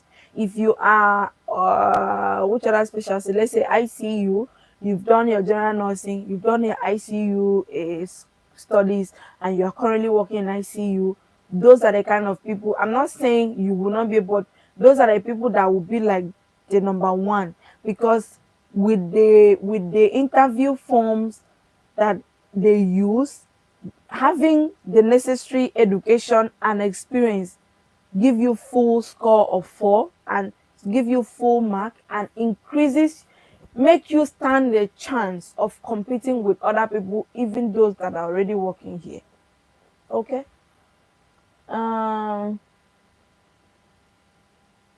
After getting Irish PIN as a nurse, how soon can your dependents join you? Now, how soon can your dependents join you depends on many factors. What is this? Depends on many factors. One, how much are you earning? Do you earn up to 38,000 euro? So if you earn up to 38,000 euro, which if you have an experience of 4 years, you should earn up to 38,000 euro per annum. You qualify for the critical skills, which answers the bulk of the questions. Now, the next thing is, where are you located? That's another issue. Where are you located? If you are located in Nigeria, Ghana, and the Irish embassy in Nigeria process visas for Nigerians, Ghanaians, and two other countries. I think Cote d'Ivoire, Gambia, thereabouts. No, not Gambia, Cote d'Ivoire, I think. So if you are located in these countries, it takes minimum of 6 months and maximum of 12 months for your family reunification visa to be approved. Okay. I'm going to make a video soon, very soon. Maybe next week that video should be up, where I will sit down to talk about these things with my husband, because my husband is already here. And we will talk about the timeline, everything, how much it was, the wait period, and everything. We'll talk about it, okay? But if you are in a country like Zimbabwe, Zimbabweans get their visa in like 2 weeks, 3 weeks, 4 weeks, maximum 2 months, maximum 2 months. If you are Indian, their joint family visa comes out in 2 months, 3 months. If you are in Gambia, that they need to send your visa to Dublin office, then you may wait for 12 months before your joint family visa is approved. If you are in the UK, it's 10 working days. The family visa will be approved, joint spouse or joint family in the case of children. So it depends on where you are, and all the information are on the website of that country, on the Irish immigration website of that country. So if you check Irish immigration website of Ireland in Nigeria, you'll see it. It's maximum 12 months. So, but they will tell a minimum of 6 months. Minimum. It will pass 6 months. Minimum. Giving you that expo already. So that's it.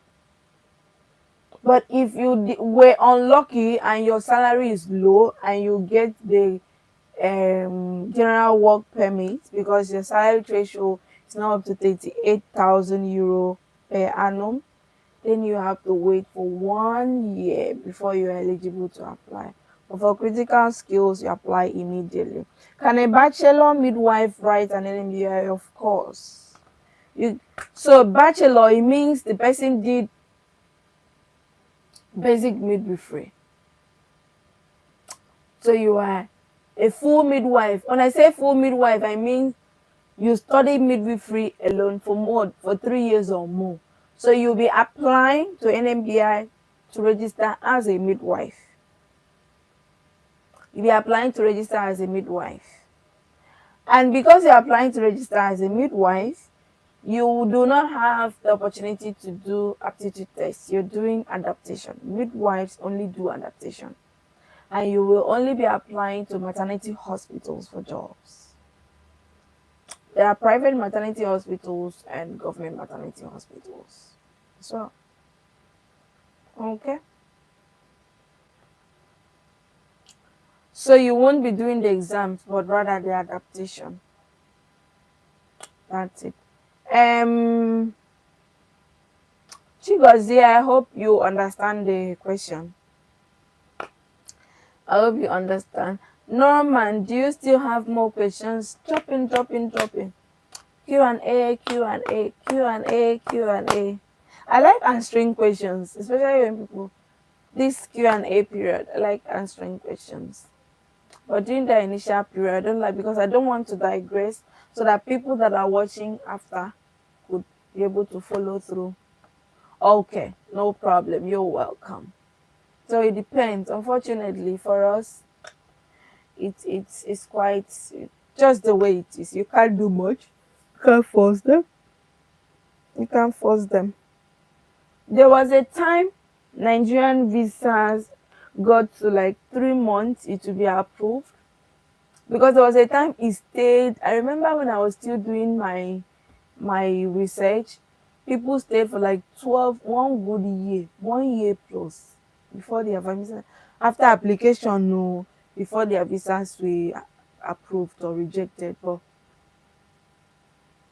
yeah, that's the situation on ground now. And you can't move to, you know how you can say, okay, since UK is 10 working days, let me get a visitor's visa. Since UK visitor visa can come out in like 2 weeks, let me get a visitor's visa, get to UK and then submit my visa application there. No, you need to have a valid residence permit in that country before you are able to submit your visa application there. So you stay in the country of your residence to apply. Okay. More questions, more questions, more questions, more questions. So that person that asked me, Indians, people don't have problems. The way we suffer, we are suffering with jobs, so we are suffering with job applications. So let me lubricate my lips, because this country, your lips go dry every second. Please help me like the live, share it to your page. Share it to your Facebook, TikTok, especially Facebook, because TikTok people will be able to see the link. Share it to your Facebook, post it, let others join.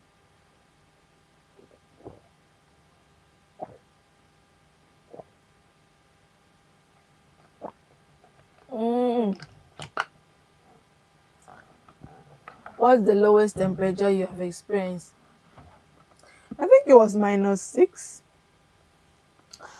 It depends. Dublin is not as cold.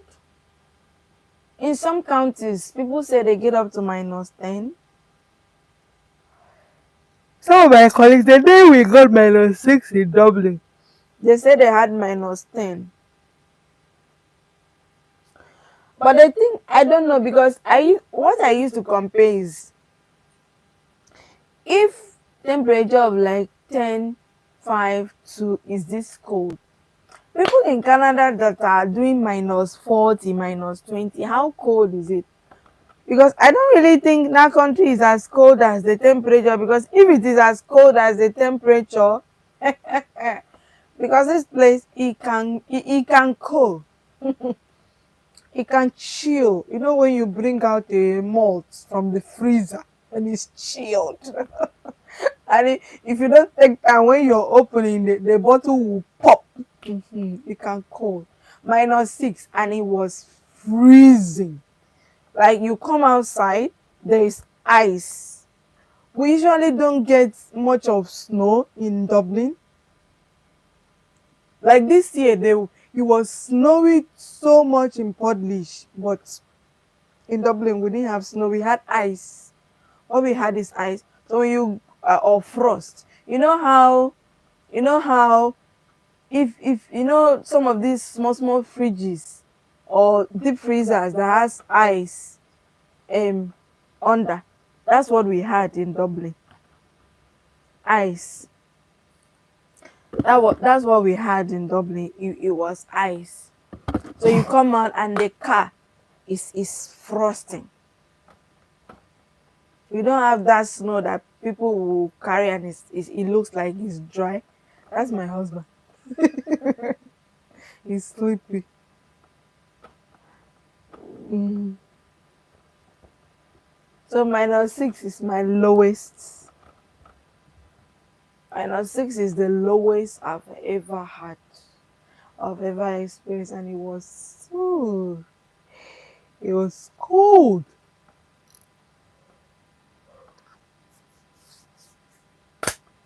But the truth is, you eventually get used to it.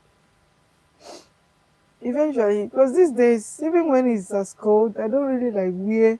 Even from beginning, I didn't really. All I had was I had a very good um jacket that if you put it when the temperature is not cold, it feels like your body is on fire. Mosquitoes, I've not seen any. Oh, I think that's why they don't have malaria here. I've not seen any mosquitoes. Are there anything that bites? I don't know. I've not had any bites. You know all those small small insects that bite? I've not had any bites yet. Maybe a time is coming. I've not had to worry about closing my door so that something don't make noise at night. I don't know if there's anything, and I've been here for a year, so there's nothing like that for now. I'm still using the word for now because nobody knows what will happen tomorrow. But no, nothing has happened yet. No mosquito bite. Even when there are grasses around, no, nothing. Maybe because there are no gutters. Because they have this underground drainage kind of. There are gutters, but they are all covered. There's no open. But any open space for running water is actually like running water, like because they have a lot of canals, like canals. Those are where you see running waters. So, and those places, they could still be, if it was Nigeria, if it was back home, there could still be mosquito there. Nothing, nothing. I remember going out one day with my friend um, to where they have the canal. They said the ship used to pass through there. That was like a means of getting things across the country in those days.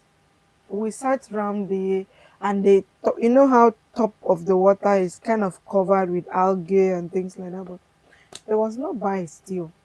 There was nothing biting us still. So I think there's nothing like that. Maybe there will be some in the future, but for now, no. Ireland is a beautiful place. It may not be the best in terms of the housing crisis. Just know that every country has their ups and downs. And in my opinion, if you get 80% of what you're looking for, then I think you can manage the rest. I think you can manage the rest. So yeah, the major challenge here is housing. It's a big issue. Big issue. We've been looking for accommodations. I've been looking for accommodations for a long time now. Nothing. We even had to like join friends. I have a friend from Ghana. The wife is also here. We are looking to get an accommodation together, but nothing. Nothing is forthcoming. Nothing is forthcoming. I just love this. I think that's the major challenge.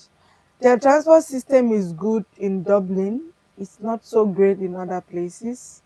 But Dublin, you know, this is the capital city. And getting a car if you are working is not a big deal. You can buy a car if you want to. I just don't want to. I'm not interested. As long as I'm in Dublin, I'm not interested in a car. And I don't have a child, so I'm not bothered. I can walk. I can walk. I don't even walk much. I'm even happy I get to walk because it's a form of exercise for me. Because I'm trying to lose a little bit more kgs. So that's fine. And I live in close proximity to the two places I go frequently, which is work and church. From my place to church, from the way I walk, not the Irish walk, because there's Irish walk that you see on the Google map. It's about 35 minutes I'm at church, and about 20 to 25 minutes I'm at work. So I don't mind. If I'm going shopping, 10 minutes I'm at the Tesco, 17 minutes I'm in Aldi, um I'm going African food shopping, small ones, about 11 or 12 minutes I'm there. If I'm going to the big one, then I can go from my workplace take a bus, 2 stops. I stop, get shopping, get the bus or the tram, and get home. From my place where I live to a tram station is just 5 minutes walk. So in terms of transportation, I'm okay. I'm okay. Seriously. In fact, one of the major reason I'm doing this is sometimes I wish I knew this earlier. I seriously wish I knew this earlier. Even though, well, let me not go into that part. But I seriously wish I knew this earlier because sometimes I sit down and ask myself, what was I doing since 2018? I finished school in 2018. What was I doing? Okay, let's say I was looking for work experience. After I had 2 years experience, what was I still doing? I didn't know. I did not know. I did not know. And I never really had the dream of traveling abroad, to be very honest. I remember immediately I started working around 2020. There's one doctor from my hospital. She was always telling me, Sambo, that's my maiden name. That was my surname. My maiden Sambo. You do and follow and you no one come on, leave this country. Sambo, you will be doing well abroad. Come and go. Come and go. I'll be like, because she didn't. So one day I asked her, how do they do it? She said, me, I don't know, but I just know that nurses are traveling abroad. That was what she told me. Me, I don't know how they are doing it. Or all I know is that nurses are traveling abroad. She was working in Lagos. She said when she was working in Lagos, that lady, one of the nurses was telling her that she's saving 50,000 naira every month, that she wants to travel abroad, and she has traveled abroad. That what am I doing in Nigeria? I was like, leave me alone. Leave me alone. Me, I don't want to go. At a point, I started becoming inquisitive, but I just didn't know where to get the information. To be honest, I didn't know. I didn't. I started. I think I started becoming inquisitive in around maybe 2021. I started becoming inquisitive, and then in 2022, I was so serious. I didn't even know there was something like YouTube. That saying that now, I should be ashamed, but I don't know. But people have YouTube has been in existence for ages, and because Facebook was not really a it was a thing but not a thing. Facebook was just to chat people, chat random people online. I didn't know anything. I wish I knew this earlier, seriously. I wish I knew this earlier. And that time it was so easy. ah People will get 3 4 jobs like, especially that 2020 that COVID hit. And then whether you have 6 months experience, nobody cares. All they needed was to have nurses to come and work. I wish I knew earlier. Seriously, I wish sometimes you have to reflect in life to be seriously. I always wish I knew earlier. I always wish. I always wish I knew earlier. And then even after I knew it, there was no funds. And guess what? Maybe I would have even started earlier, but you know, in fact, one of the reasons I always am very, should I say, plain and open about how much I spent is because I thought that you need millions and millions of naira to be able to do migration abroad. I'm telling you, I was surprised. That was why from day one, when I spend anything, I write it down. When I spend, I write. In fact, I even write it to the point of if I give any tip somewhere, I write it down. I pay for transportation, I write it down. And by the time I sat down and added other money, guess how much it was? Just a little over 1 million naira. I'm telling you, it was not up to 1.2 million naira. It wasn't up to. It wasn't up to 1.2 million naira. Hmm? It wasn't up to 1.2 million naira that I could as well get a loan. That time people were giving loans to people. I could have gotten a loan from different people and start doing whatever I was doing, and then when I come here I pay back in no time. What is 1 million naira that I can Is that my 1 month salary can pay that, and then whatever interest I can use the remaining 2 3 months to clear the remaining interest and move on with my life. But I did not know. I did not know. So that's why I'm very plain now. I'm talking. Please, if you have the chance, especially for those who can come in with work visa, because that will make your life a lot easier. Student route is good. It's financially intensive. It's a long run kind of thing. But if you have the opportunity to come as a professional, please do. Even now that work is hard, please, if you get the money, do self-sponsorship. Do it. You will pay back. This self-sponsorship you are even doing self, your employer is going to pay you most of the money, remember. When you come and get a job, you get a relocation package. Your relocation package will cover for your exam fee, your flight, your visa, your AWS, your first residence permit, your first few weeks of accommodation. So even if you borrowed money, you loan money to do self-sponsorship as a nurse and come into this country, you will pay back in no time.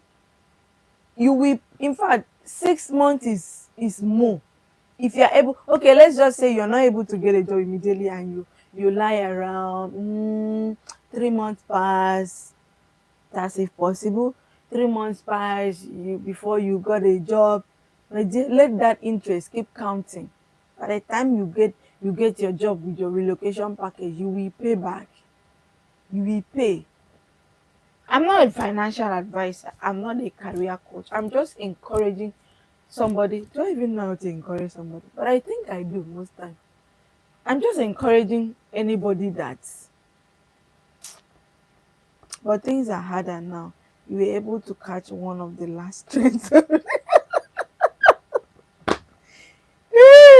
Yeah, things are much harder now. But it's not harder. This is what I always say. There's never a time something is going to be easy. I don't know if I've shared my experience. Let me tell you, when I was saving money to move to this country, I'm not ashamed to talk about my life, because I know where I'm coming from and I know where I'm going. And God willing, I will be great. God willing, I and my family, we will be great. And I will look back and say, God, thank you for bringing me thus far. My only sadness is that this woman is not here to reap the fruit of her labor. That's my only tears. I know where I come from. When I was saving money to come to this country, I was an enemy to many people. You know why? Because at my place of work, somebody will have an occasion to do. Like maybe my father-in-law died, my mother is dead, I'm doing marriage, my mother is doing 100 years anniversary, I'm doing I love my pastor next week, come and support me. 100, I will tell you, I don't have. If you invite me for only occasion that I have to pay transportation, even if that transport is 50 naira, 50 naira is a drop, I will not come. Because that's how diligent I was in saving. I won't come. I was living in a different state. My husband was living in a different, I was living in Port Harcourt. My husband was living in Uyo. Those are two different states. Just 2 hours journey. But because I had to pay up to like 7,000 to and fro every time I visit, I will stay up to 3 months before I go to see my husband. If he wants to go and tell him, Oga, there your side. Money no dey. Like people, when I say money, but they just pay salary yesterday and so if they just pay salary yesterday, what happened? So I should come and use the salary they pay yesterday and give you to go and give you for ashwebi. I say I don't want. Is it not me that we buy the clothes and wear? I know maybe you buy the clothes 1,008 and then you want to sell it 2,005 and then collect a small gain on top. I'm not buying. You say you will force it and give it to me. I'm not collecting. Don't invite me for your occasion. I will not come. I'm telling you, in like for almost a year plus that I was saving money, the only occasion I attended was my classmate in nursing school that got married, a male of our nursing school that got married, that married his wife that year. And the reason I went was because my mother, my mother was insisting, please, you have to go. Because this guy is somebody that anything I do, when my grandfather died, he came. We are from the same state, but our communities is very far. He came to my grandfather's funeral. He came to my grandmother's funeral. Every time, because my mom had a stroke, and sometimes, it's difficult for her to take her drugs. I would just call him, please, find a way, go and talk to my mother so she can take her medicine. This guy will leave his house, take his bike, go to my village. I will call him. I will stay in Port Harcourt and call him. We'll go to my village just to encourage my mother to keep taking her medicine. If he's going anywhere near my place, he will stop by and say hi to my mother. So my mother knew him as my friend right from nursing school days till we finished. So when I told her that he's getting married, he told me, please, no matter what it is, I will send you the money for transport. Go to that event. It won't be good for you not to be there. That was the only occasion I attended. I never bought clothes for myself. Many of my clothes got worn out. Now, I'm just trying to let you know that there's never a time that is going to be good. In fact, beans and potato became my best food, even when chewing things is as hard as it can get. My best food is swallow. Just swallow and go your way. Because swallow is easy. You cut garri or fufu or semo and then you swallow, you go your way. But beans and semo, beans and the potato became my best food. You know why? Because with beans and potato, I don't need fish. All I need is crayfish. Because beans, brown beans is naturally sweet. Sweet potato is naturally sweet. So all I need is crayfish, onions, pepper, and some seasonings and my salt. I'm good to go. I don't need fish. I don't need meat. I don't need fish. I don't need meat. If this crayfish I'm even talking about, self, I don't even put many because I don't put many. If anytime I'm going home and I'm cooking for my husband, I will tell him, you see this 2,000 naira meat is for 3 pots of soup. This 2,000 naira meat I'm talking about is not up to 1 kg worth of meat. 1 kilogram when you put it on the scale. I will steam it. I will use it to cook 3 pots of soup. If I give you meat in the morning, in the afternoon, oh God, there is no meat for you. Oh. You better eat the soup like that. Go and sleep. And we are saving money. I'm not always ashamed to talk about these things, but I'm just trying to let people know that there's no good time. Another thing I used to tell somebody is that when my grandfather told us a story that my grandfather had a very big house, about 14 rooms, the main building, and then the one at the back, 4 rooms. Big rooms. Guess how much was a bag of cement at the time? 5 kobo. 5 kobo. It was not even up to 1 naira. 5 kobo when he started building that house. But guess what? There were people at his age that could not even build the one we say the body is made of mud and then the up is zinc. They couldn't even do it. They were busy doing mud and then tash on top. Even when cement was not up to 1 naira per bag. So now that cement in naira is 9,500, getting to 10,000 naira now. People are building mansions, right? And others are still not even able to afford rent. What am I trying to say? There's never a time that is good. Everything is your choice. It depends on what you want from yourself. You set out and you do it. You set out and you do it. My mother was not able to build her own house, complete it by herself, because she wanted to send me to school. She would have done it, which is still one of my cry, that now that I'm completing that house, she's not there to live. I'm here in just 1 year.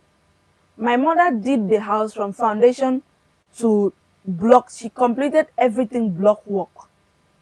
I have roofed it. I have plastered it, tiled it, I even did POP. Like, if you see the house back home, it is a competition right now for some men in just a year. But this is us, that all of us, we used to be in one small room, like not even on a bed, on the floor.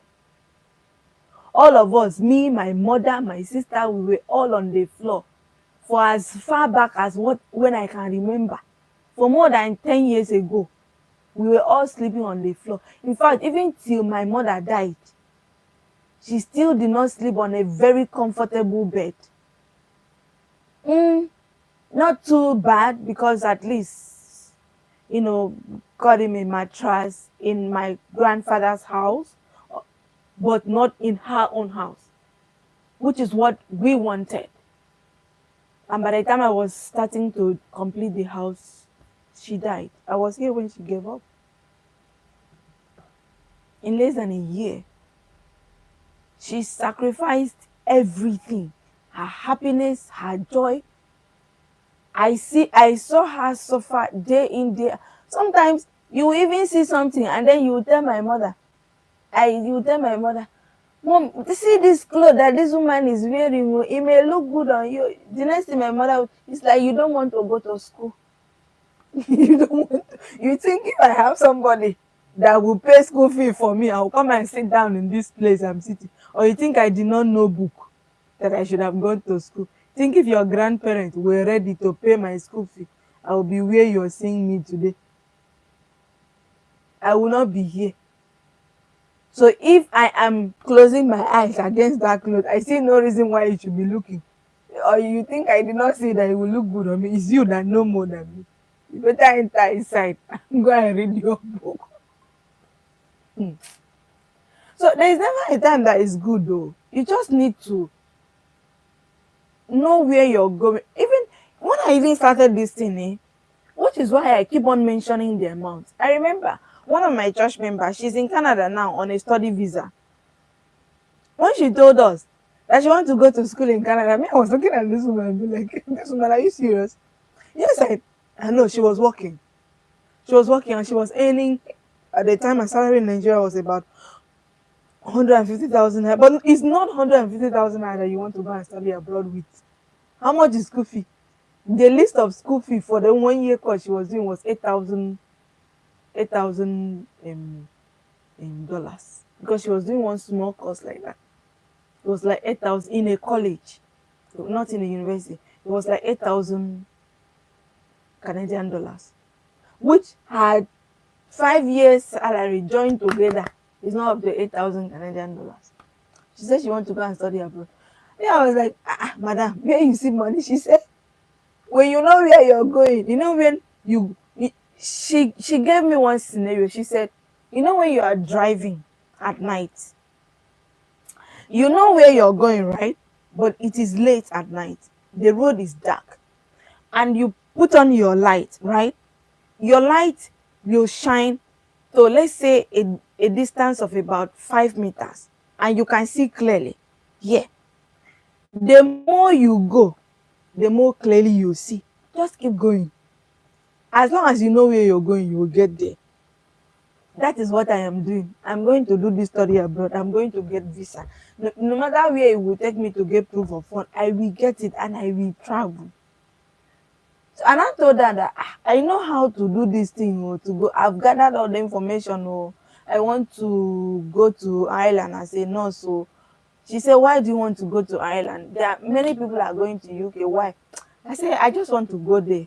I don't want to go to UK because I've seen in 2 years you won't need a work permit to work again, and after that, after you've worked for 3 years, you can be able to bring in your elderly parents, which was like that alone was my number one reason of choosing Ireland. I said, okay, it will be easier for me to bring my mom to come and live with me after a while. You know, that was my number one reason of choosing Ireland. She just said, just start. I said, I don't know. She said, just start first. I said, start how? Where you see? She said, I am telling you, just start. Start, you know everything, all right? Start from the first one, which is to get a passport. And I started. That passport, I said, I'm not going. I was just on the road one day. One day like that, I had a conversation with someone that I need a passport, blah blah blah. I think I was doing my driving license that period, and the guy was like, "Oh, I know somebody. I have a friend who is working with the immigration people. He can direct you to get a passport." I said, "Okay." He gave me his number. I called him. He came out. He told me where to meet up with him. I went in and I told him I don't have money. Oh. And he said, "Okay, I'll go and beg the woman." That's how he directed me, gave me to one woman that's working. He said, "Okay, I'm not in office today. She will take care of you." The original fee, people pay up to 100,000, 150 to get me. Everything was 35,000. I told that woman, I don't have money. She said, pay for it. I said, I don't have money. She said, do this. I said, I don't have money. She said, okay, well, I paid the normal counter fee, 27,000. I paid. She told me it will take up to 3 months before you get your distance. I said, it's okay, I will wait. 2 weeks later, I started calling her. She said, yeah, I told you. I said, ma, I need this thing. And guess what? Passport came out. No money to write IELTS. I need to start waiting again. I waited for like almost 3 months to be able to save up to 83,000 naira. Now, IELTS is 256,000 naira. As at then, it was 83,000. And I said, I want to, and I said, okay, I want to apply. I called people that used to, no, it's not valid in Ireland. But I just wanted to like get the driving experience so that when I come here, if I want to drive, so if I get the 12 lessons, I don't need to do extra lessons. At least if you already know your whereabouts with the steering, it will be easier to know you to get anything done here compared to having to pay for 12 lessons and then you pay extra just for you to learn more. So I just said, okay, no, let me do the driving lesson. I have driving license from Nigeria, but it's not valid here. So that was how, and I said, okay, the person that want to book me said you want to charge me. So that's why I said you can do everything yourself. Those people that are paying me for one on one, it's just that they want to. Because everything you need, I've made videos about it. She said, go and register it. You when you make mistake, you still come back. I said, I will register it. I went. I didn't even have a laptop. This laptop, I bought it as I came here. The laptop that my mom got me when I was in nursing school spoiled immediately after I submitted my project in during my ophthalmic training. Immediately I submitted my project, printed it out, submitted it. That same day, my laptop went blank. I said, at least I have my I have my project in my flash. So if I need to reprint or do anything, I'll just go to a business center, plug it and get it out. And I also have it in my email, so I'm fine. I did the registration and they charged my 83,000. It was not up to how many minutes. I saw confirmation from British Council, you've booked your IELTS. IELTS classes. What do I do? Is it necessary to go and pay for? Because they charge exorbitantly for IELTS. I went online. I wasted money. Like if I get my salary, like 25% of my salary every month went on data subscription. I subscribe data. I will watch YouTube. Whenever I go to church, because our church has free Wi-Fi.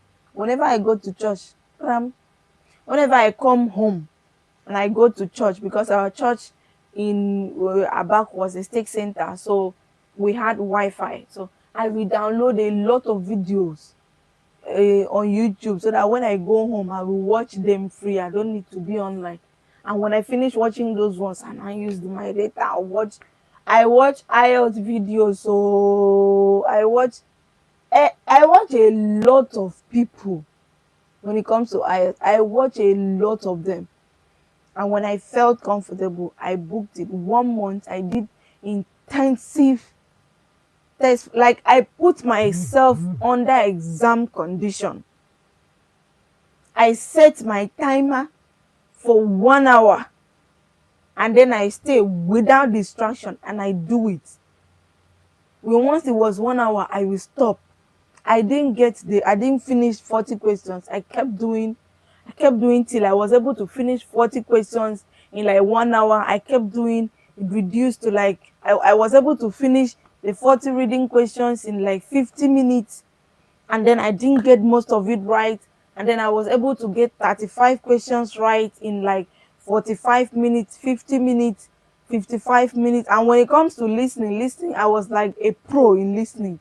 Listening, by the time they finished saying I already got all my answers and the 10 minutes to transfer on paper as at the time, in 2 minutes I finished transferring and then I will now use the marking scheme to mark myself. I don't give, because they say if you was like a driving and you didn't add the G, that's wrong. I mark it just like that to make sure that I had consistently 33 answers correct and above.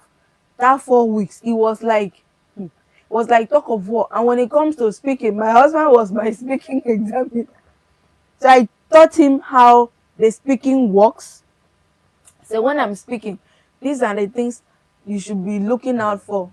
Look out for if I pronounce the things well, if I'm consistent with what I'm saying, if I repeat a particular word more frequently. So he will I will send him the questions. He will ask me, thank you, Viola, for subscribing. He will ask me the questions and then I will answer him. And then at the end of the day, I will ask him what he want. Oh, this word, you said it more than 5 times. This one, you said it more than how many times?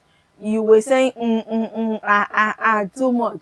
You pronounce this one like this. That's how we continued like that till I was done with speaking.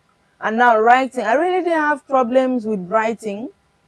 All I needed was to know how to get a good introduction, which this man is very good at that. IELTS Advantage is very good at IELTS introduction. Anything IELTS writing, you will like it. With IELTS Advantage, anything writing, he's very good at it. And when it comes to reading, IELTS Fast IELTS to me is the best in IELTS reading. Also in IELTS reading, Asad Yakub is very good. In fact, there is no video on Asad Yakub channel that I did not watch. There is no video. He has, as at that time, he had more than 100 videos. I watched each and every one of, like I spent money on data. I watched them. Into IELTS, I watched all of them. And then that woman that did not do again, there is one IELTS Liz. Yeah, I finished watching her videos, was not that much. Finished watching it, went to her website to go, because even when she was sick, she was still responding to messages on her website. I will go to her website, I watch all the videos that are there. Thank you, Ndifrek. I watched all the videos that are there. So what am I saying? There's never a time that is easy. It's just that at a particular time, it is easy for some people. It is difficult for some people. I don't think life has changed. The way we see it just changed.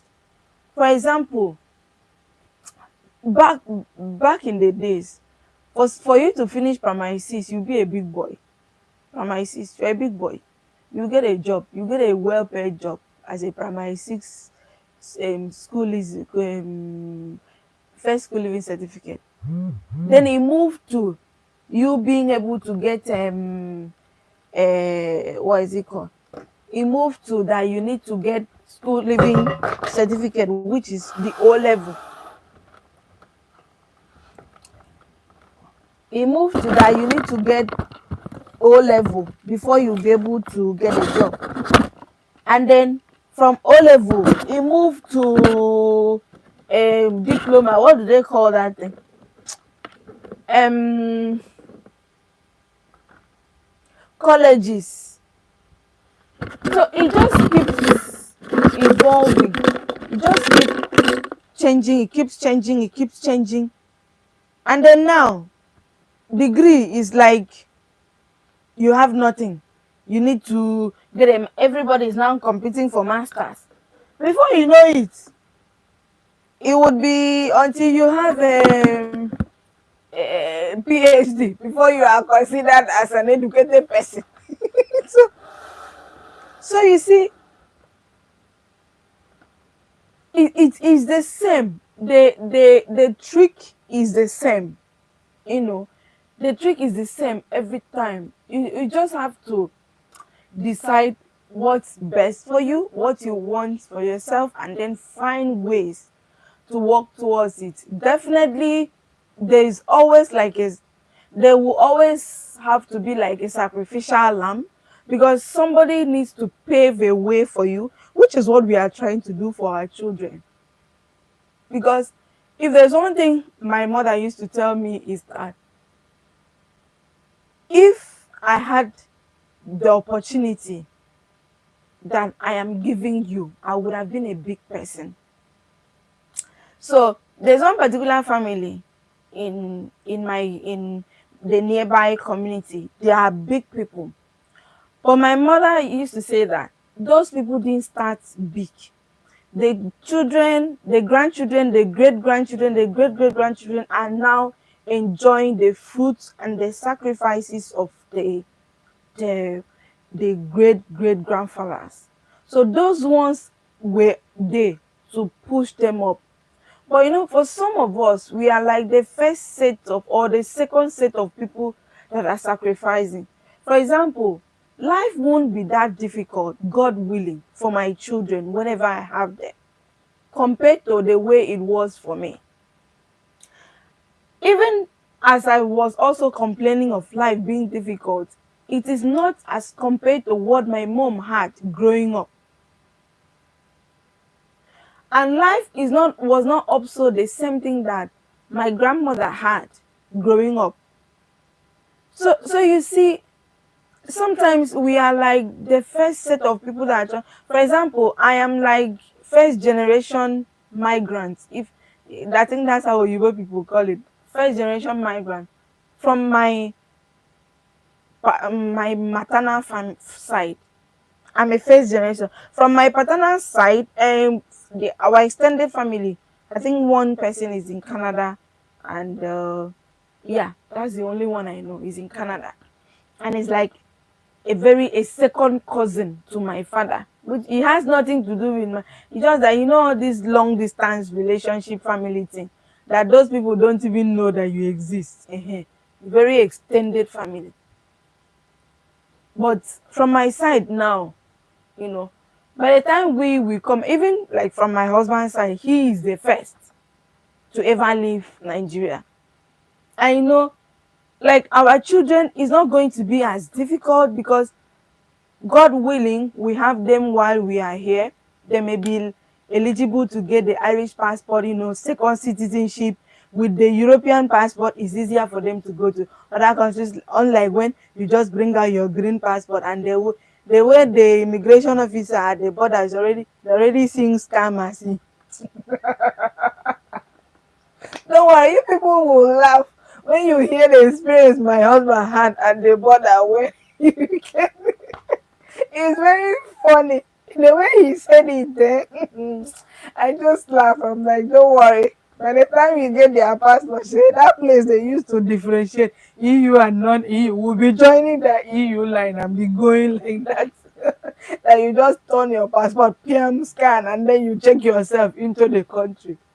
You see, that trust alone, that trust alone is something that is worth fighting, worth sacrificing, worth doing everything if it is actually what you want. Because you can force Nama to the river. Nama is cow for those that are not Nigerian.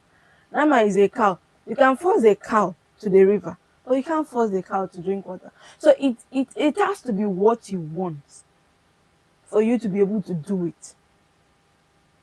It has to be what you want for you to be able to do it. I know about the critical skills in demand career, but the tuition for the higher than my budget. Exactly. Those they are higher. Like that public health, master, anything masters, it's high. Masters in some schools will be like 22,000 euro, 20,000 euro, 15. But you can look at postgraduate diploma. mm, that's not what that's not what higher diplomas. You can look at higher diplomas. You can look at higher diplomas if the masters you want to do is too high. The fee is quite high, no doubt. That's understood. The fee is quite high. Yeah, the fee is quite high. So you can check at higher diplomas if they have the same thing.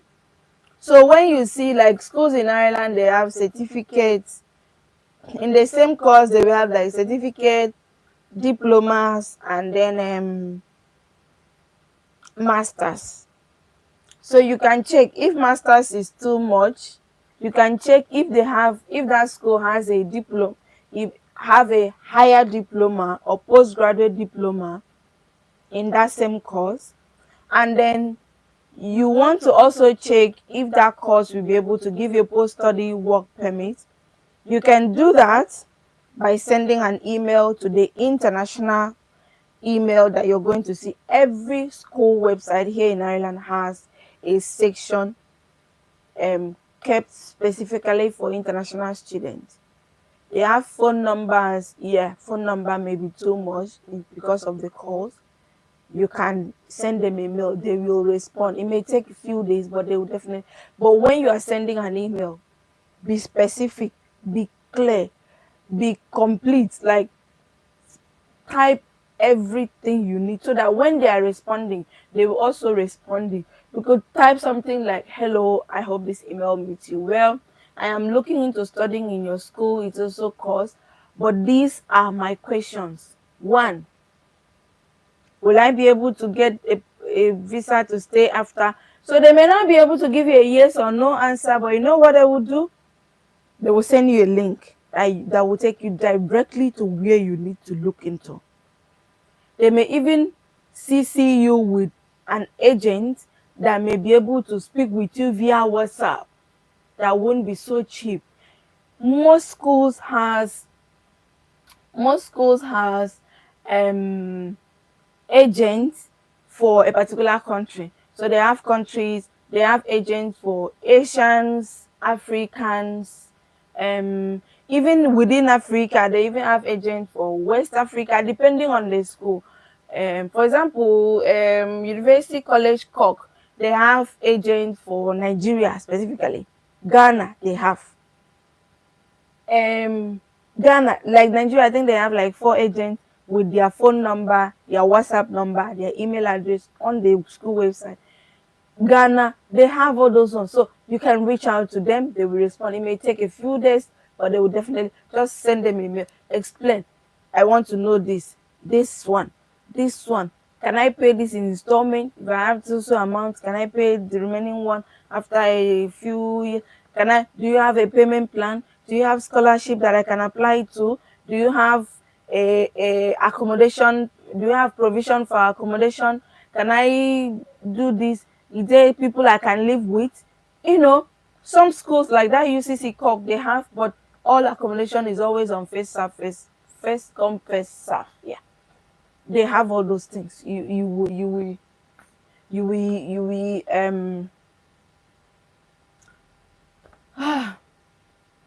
what don't finish. Let me drink water. Sorry, please.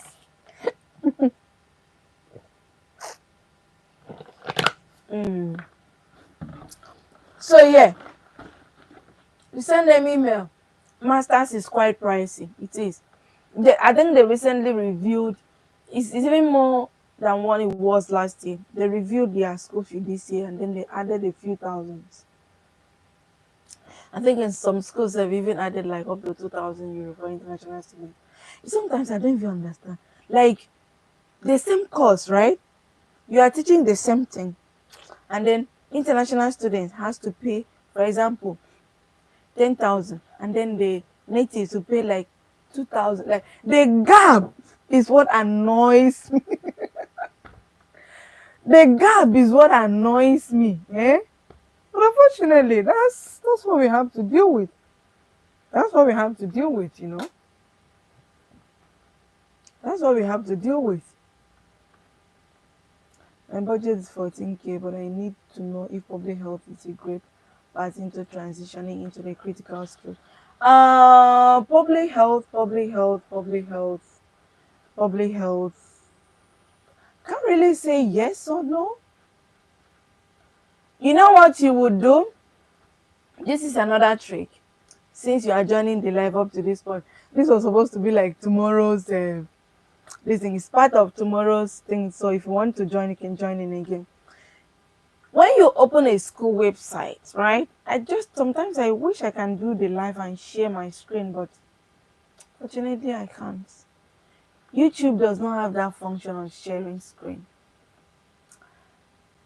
Uh, my brother or sister, don't my country. This one is crazy. Do you know what you would do? When you open a particular course on their, I just recently discovered that thing. When you open a particular course, go down, try to read. Some of them have like a, should I call it ISLE? ISLE. ISLE. You know, when you click, it has arrow. You can explore or minimize, and then you can close, and then when you click on it, it opens. So you keep clicking those things and open and check.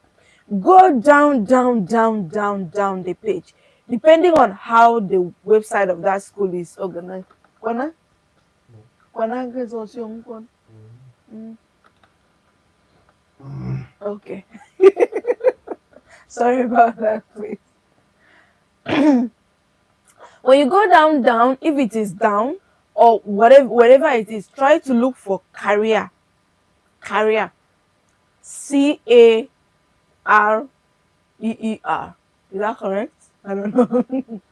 Try to look for career. So most of the school, if not all, put what they call career. Like if you study this course, this is your career path. If it is a course that will require you to register with any regulatory body, it will state it there. If it is a course that will allow you to work in a particular company, most of them mentioned it. With after graduation, you can have a career as so this, so that. You can work in so this, so that. So they have that on their website. So if you are confused about what the pathway looks like when you study that particular course, look for that function on that school website. Look for that function. You will see it. Look for that function. Read through it. You will see it. If it is not so clear, when you are sending that email that I talked about, ask them.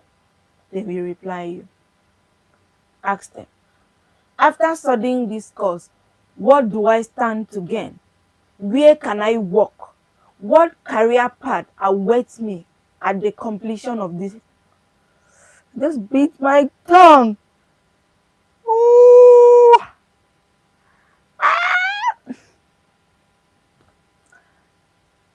At the completion of this course, what career path awaits me? Take your time, write that email and like explain everything you need to know in that email. Send. They will reply. If you can't find it, but most schools have it. Most schools. It's just that I've only been checking nursing things because I'm a nurse, obviously.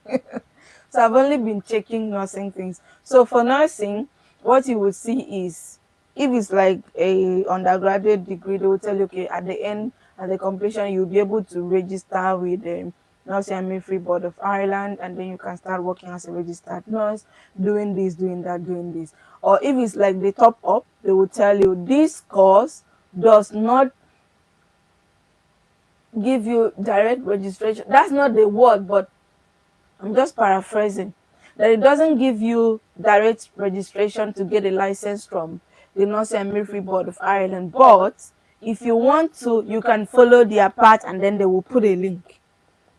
They'll put a link that when you click, it leads you to NMBI website. Okay. So that's how they think. Most of their website. Even those ones that will go, they will go on to talk about visa requirement. They will tell you at the end of this for international students, check if you require a visa. They will put a link that leads you to Irish immigration website.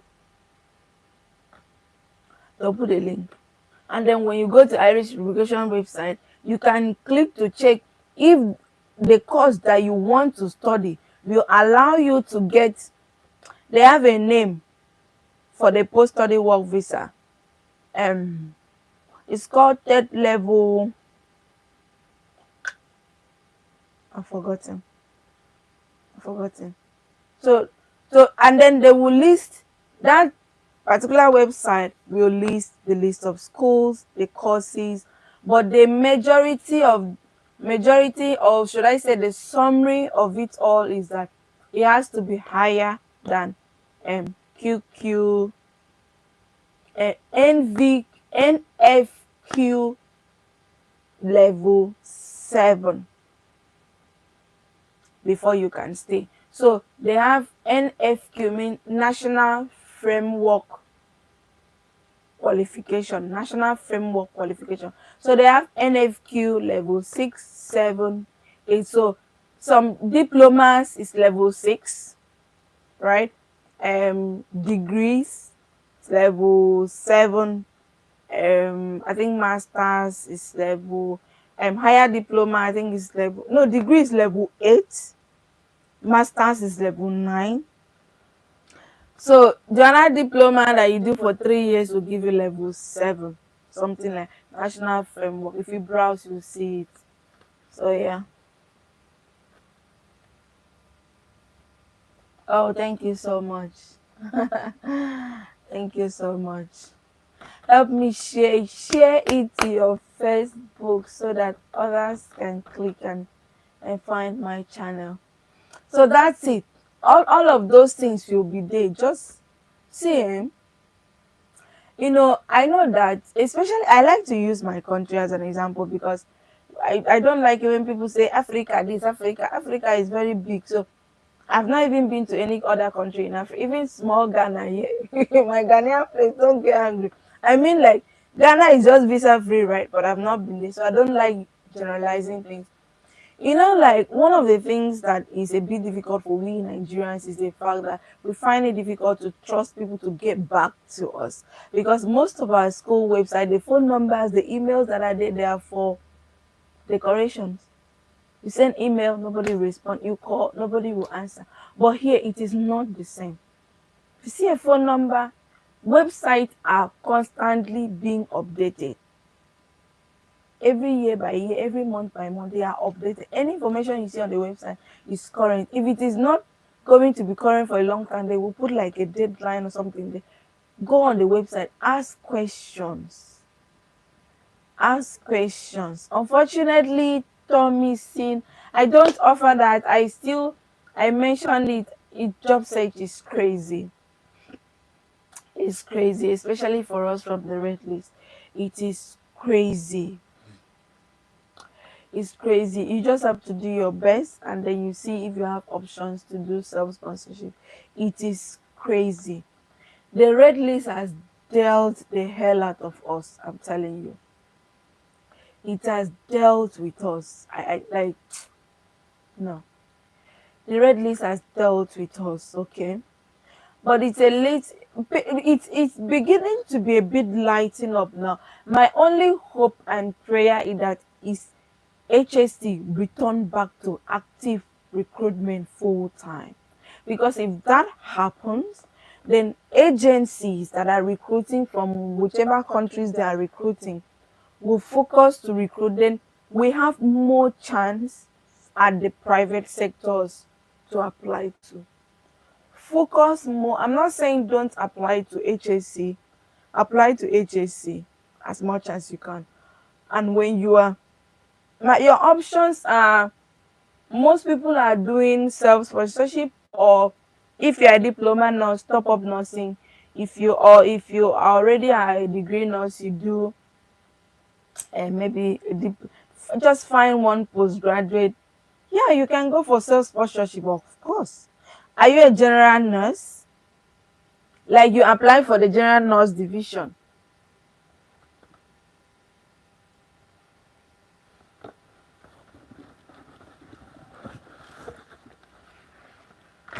Are you a did you apply for the, sorry please, I just want to clean this white patch. No, not you. I'm not talking to you.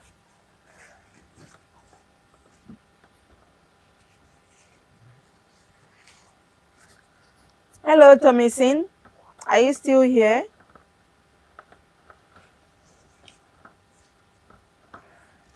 So you can go for self-sponsorship. By all means, please do. If you have the opportunity. I have my degree already. Okay, so you can look for some certificate course, see if they will give you a visa to come in. You could look for what is it called, some specialties to do masters, postgraduate diploma, postgraduate certificate. As long as as long as your course is more than 90 days, they will give you visa to enter. You'll be given a visa to enter. You just need to apply to a course that is more than 90 days. They will give you a visa to enter. It's not like that course will allow you register, right? No. But it's just that if that's an easier option for you, then you can do that. While you are back home, you can pay for your what is it called, your aptitude test, and then you come in through the study route. While you're studying, you are doing your exam, and then you go for your get your pin, start applying for jobs when you're already in the country. If you are coming through the study route, since you already have a degree, try to look for a master's that is in the field that you're still currently practicing. Let's say, what's your experience? Which department are you working in? Which department are you currently working?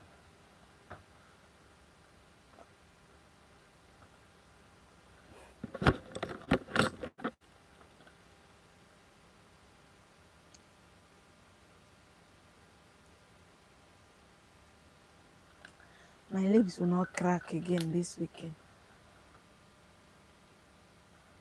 Cannot crack again. Which department are you currently working in? Damien, that thing wants to shake. Why? Everything is spoiled.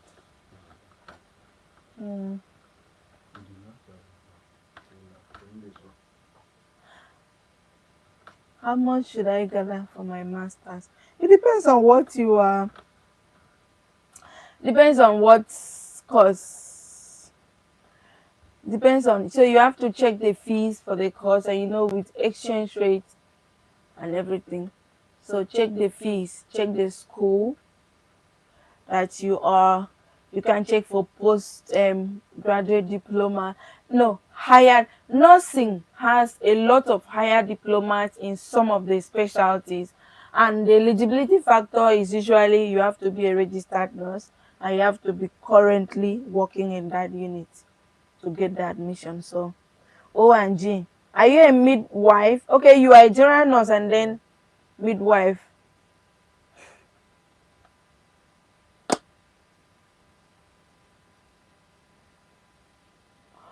ONG, is it in the theater? Because ONG is in Ireland is very separate. General nurses don't, sometimes they do, but it's not as much. Most nurses that you will see in the maternity hospitals are midwives. And in the like hospitals that cater for pregnancy, gynecology, majority are midwives. They are midwives. But they used to be. I remember when I was still back home, I used to see vacancies. They say registered nurse. Even if you are a registered, if you are a general nurse with a midwifery experience, um, you could, especially when the job is in the gynecological part, because I don't think they will allow somebody that is not a midwife to participate in anything obstetrics. I don't think so. I don't think so. I'm not sure, but I don't think so. I want to drink. I'm not sure, but I don't think so. Hmm? So check higher diplomas in some other specialties. There are a lot of them. There are a lot of them. Just browse. There are many schools that are doing that. Royal RCSI schools has lots of higher diplomas. UCC Cork. I'm general nurse and midwife. Okay. UCC Cork has a lot of that as well, and many other schools. Some schools in Galway, Waterford, like University College Galway, University of Galway, Limerick. Those are schools that you know take many international students, and their fees will be slightly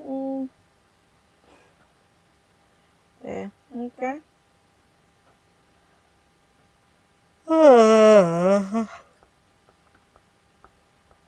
So that's it.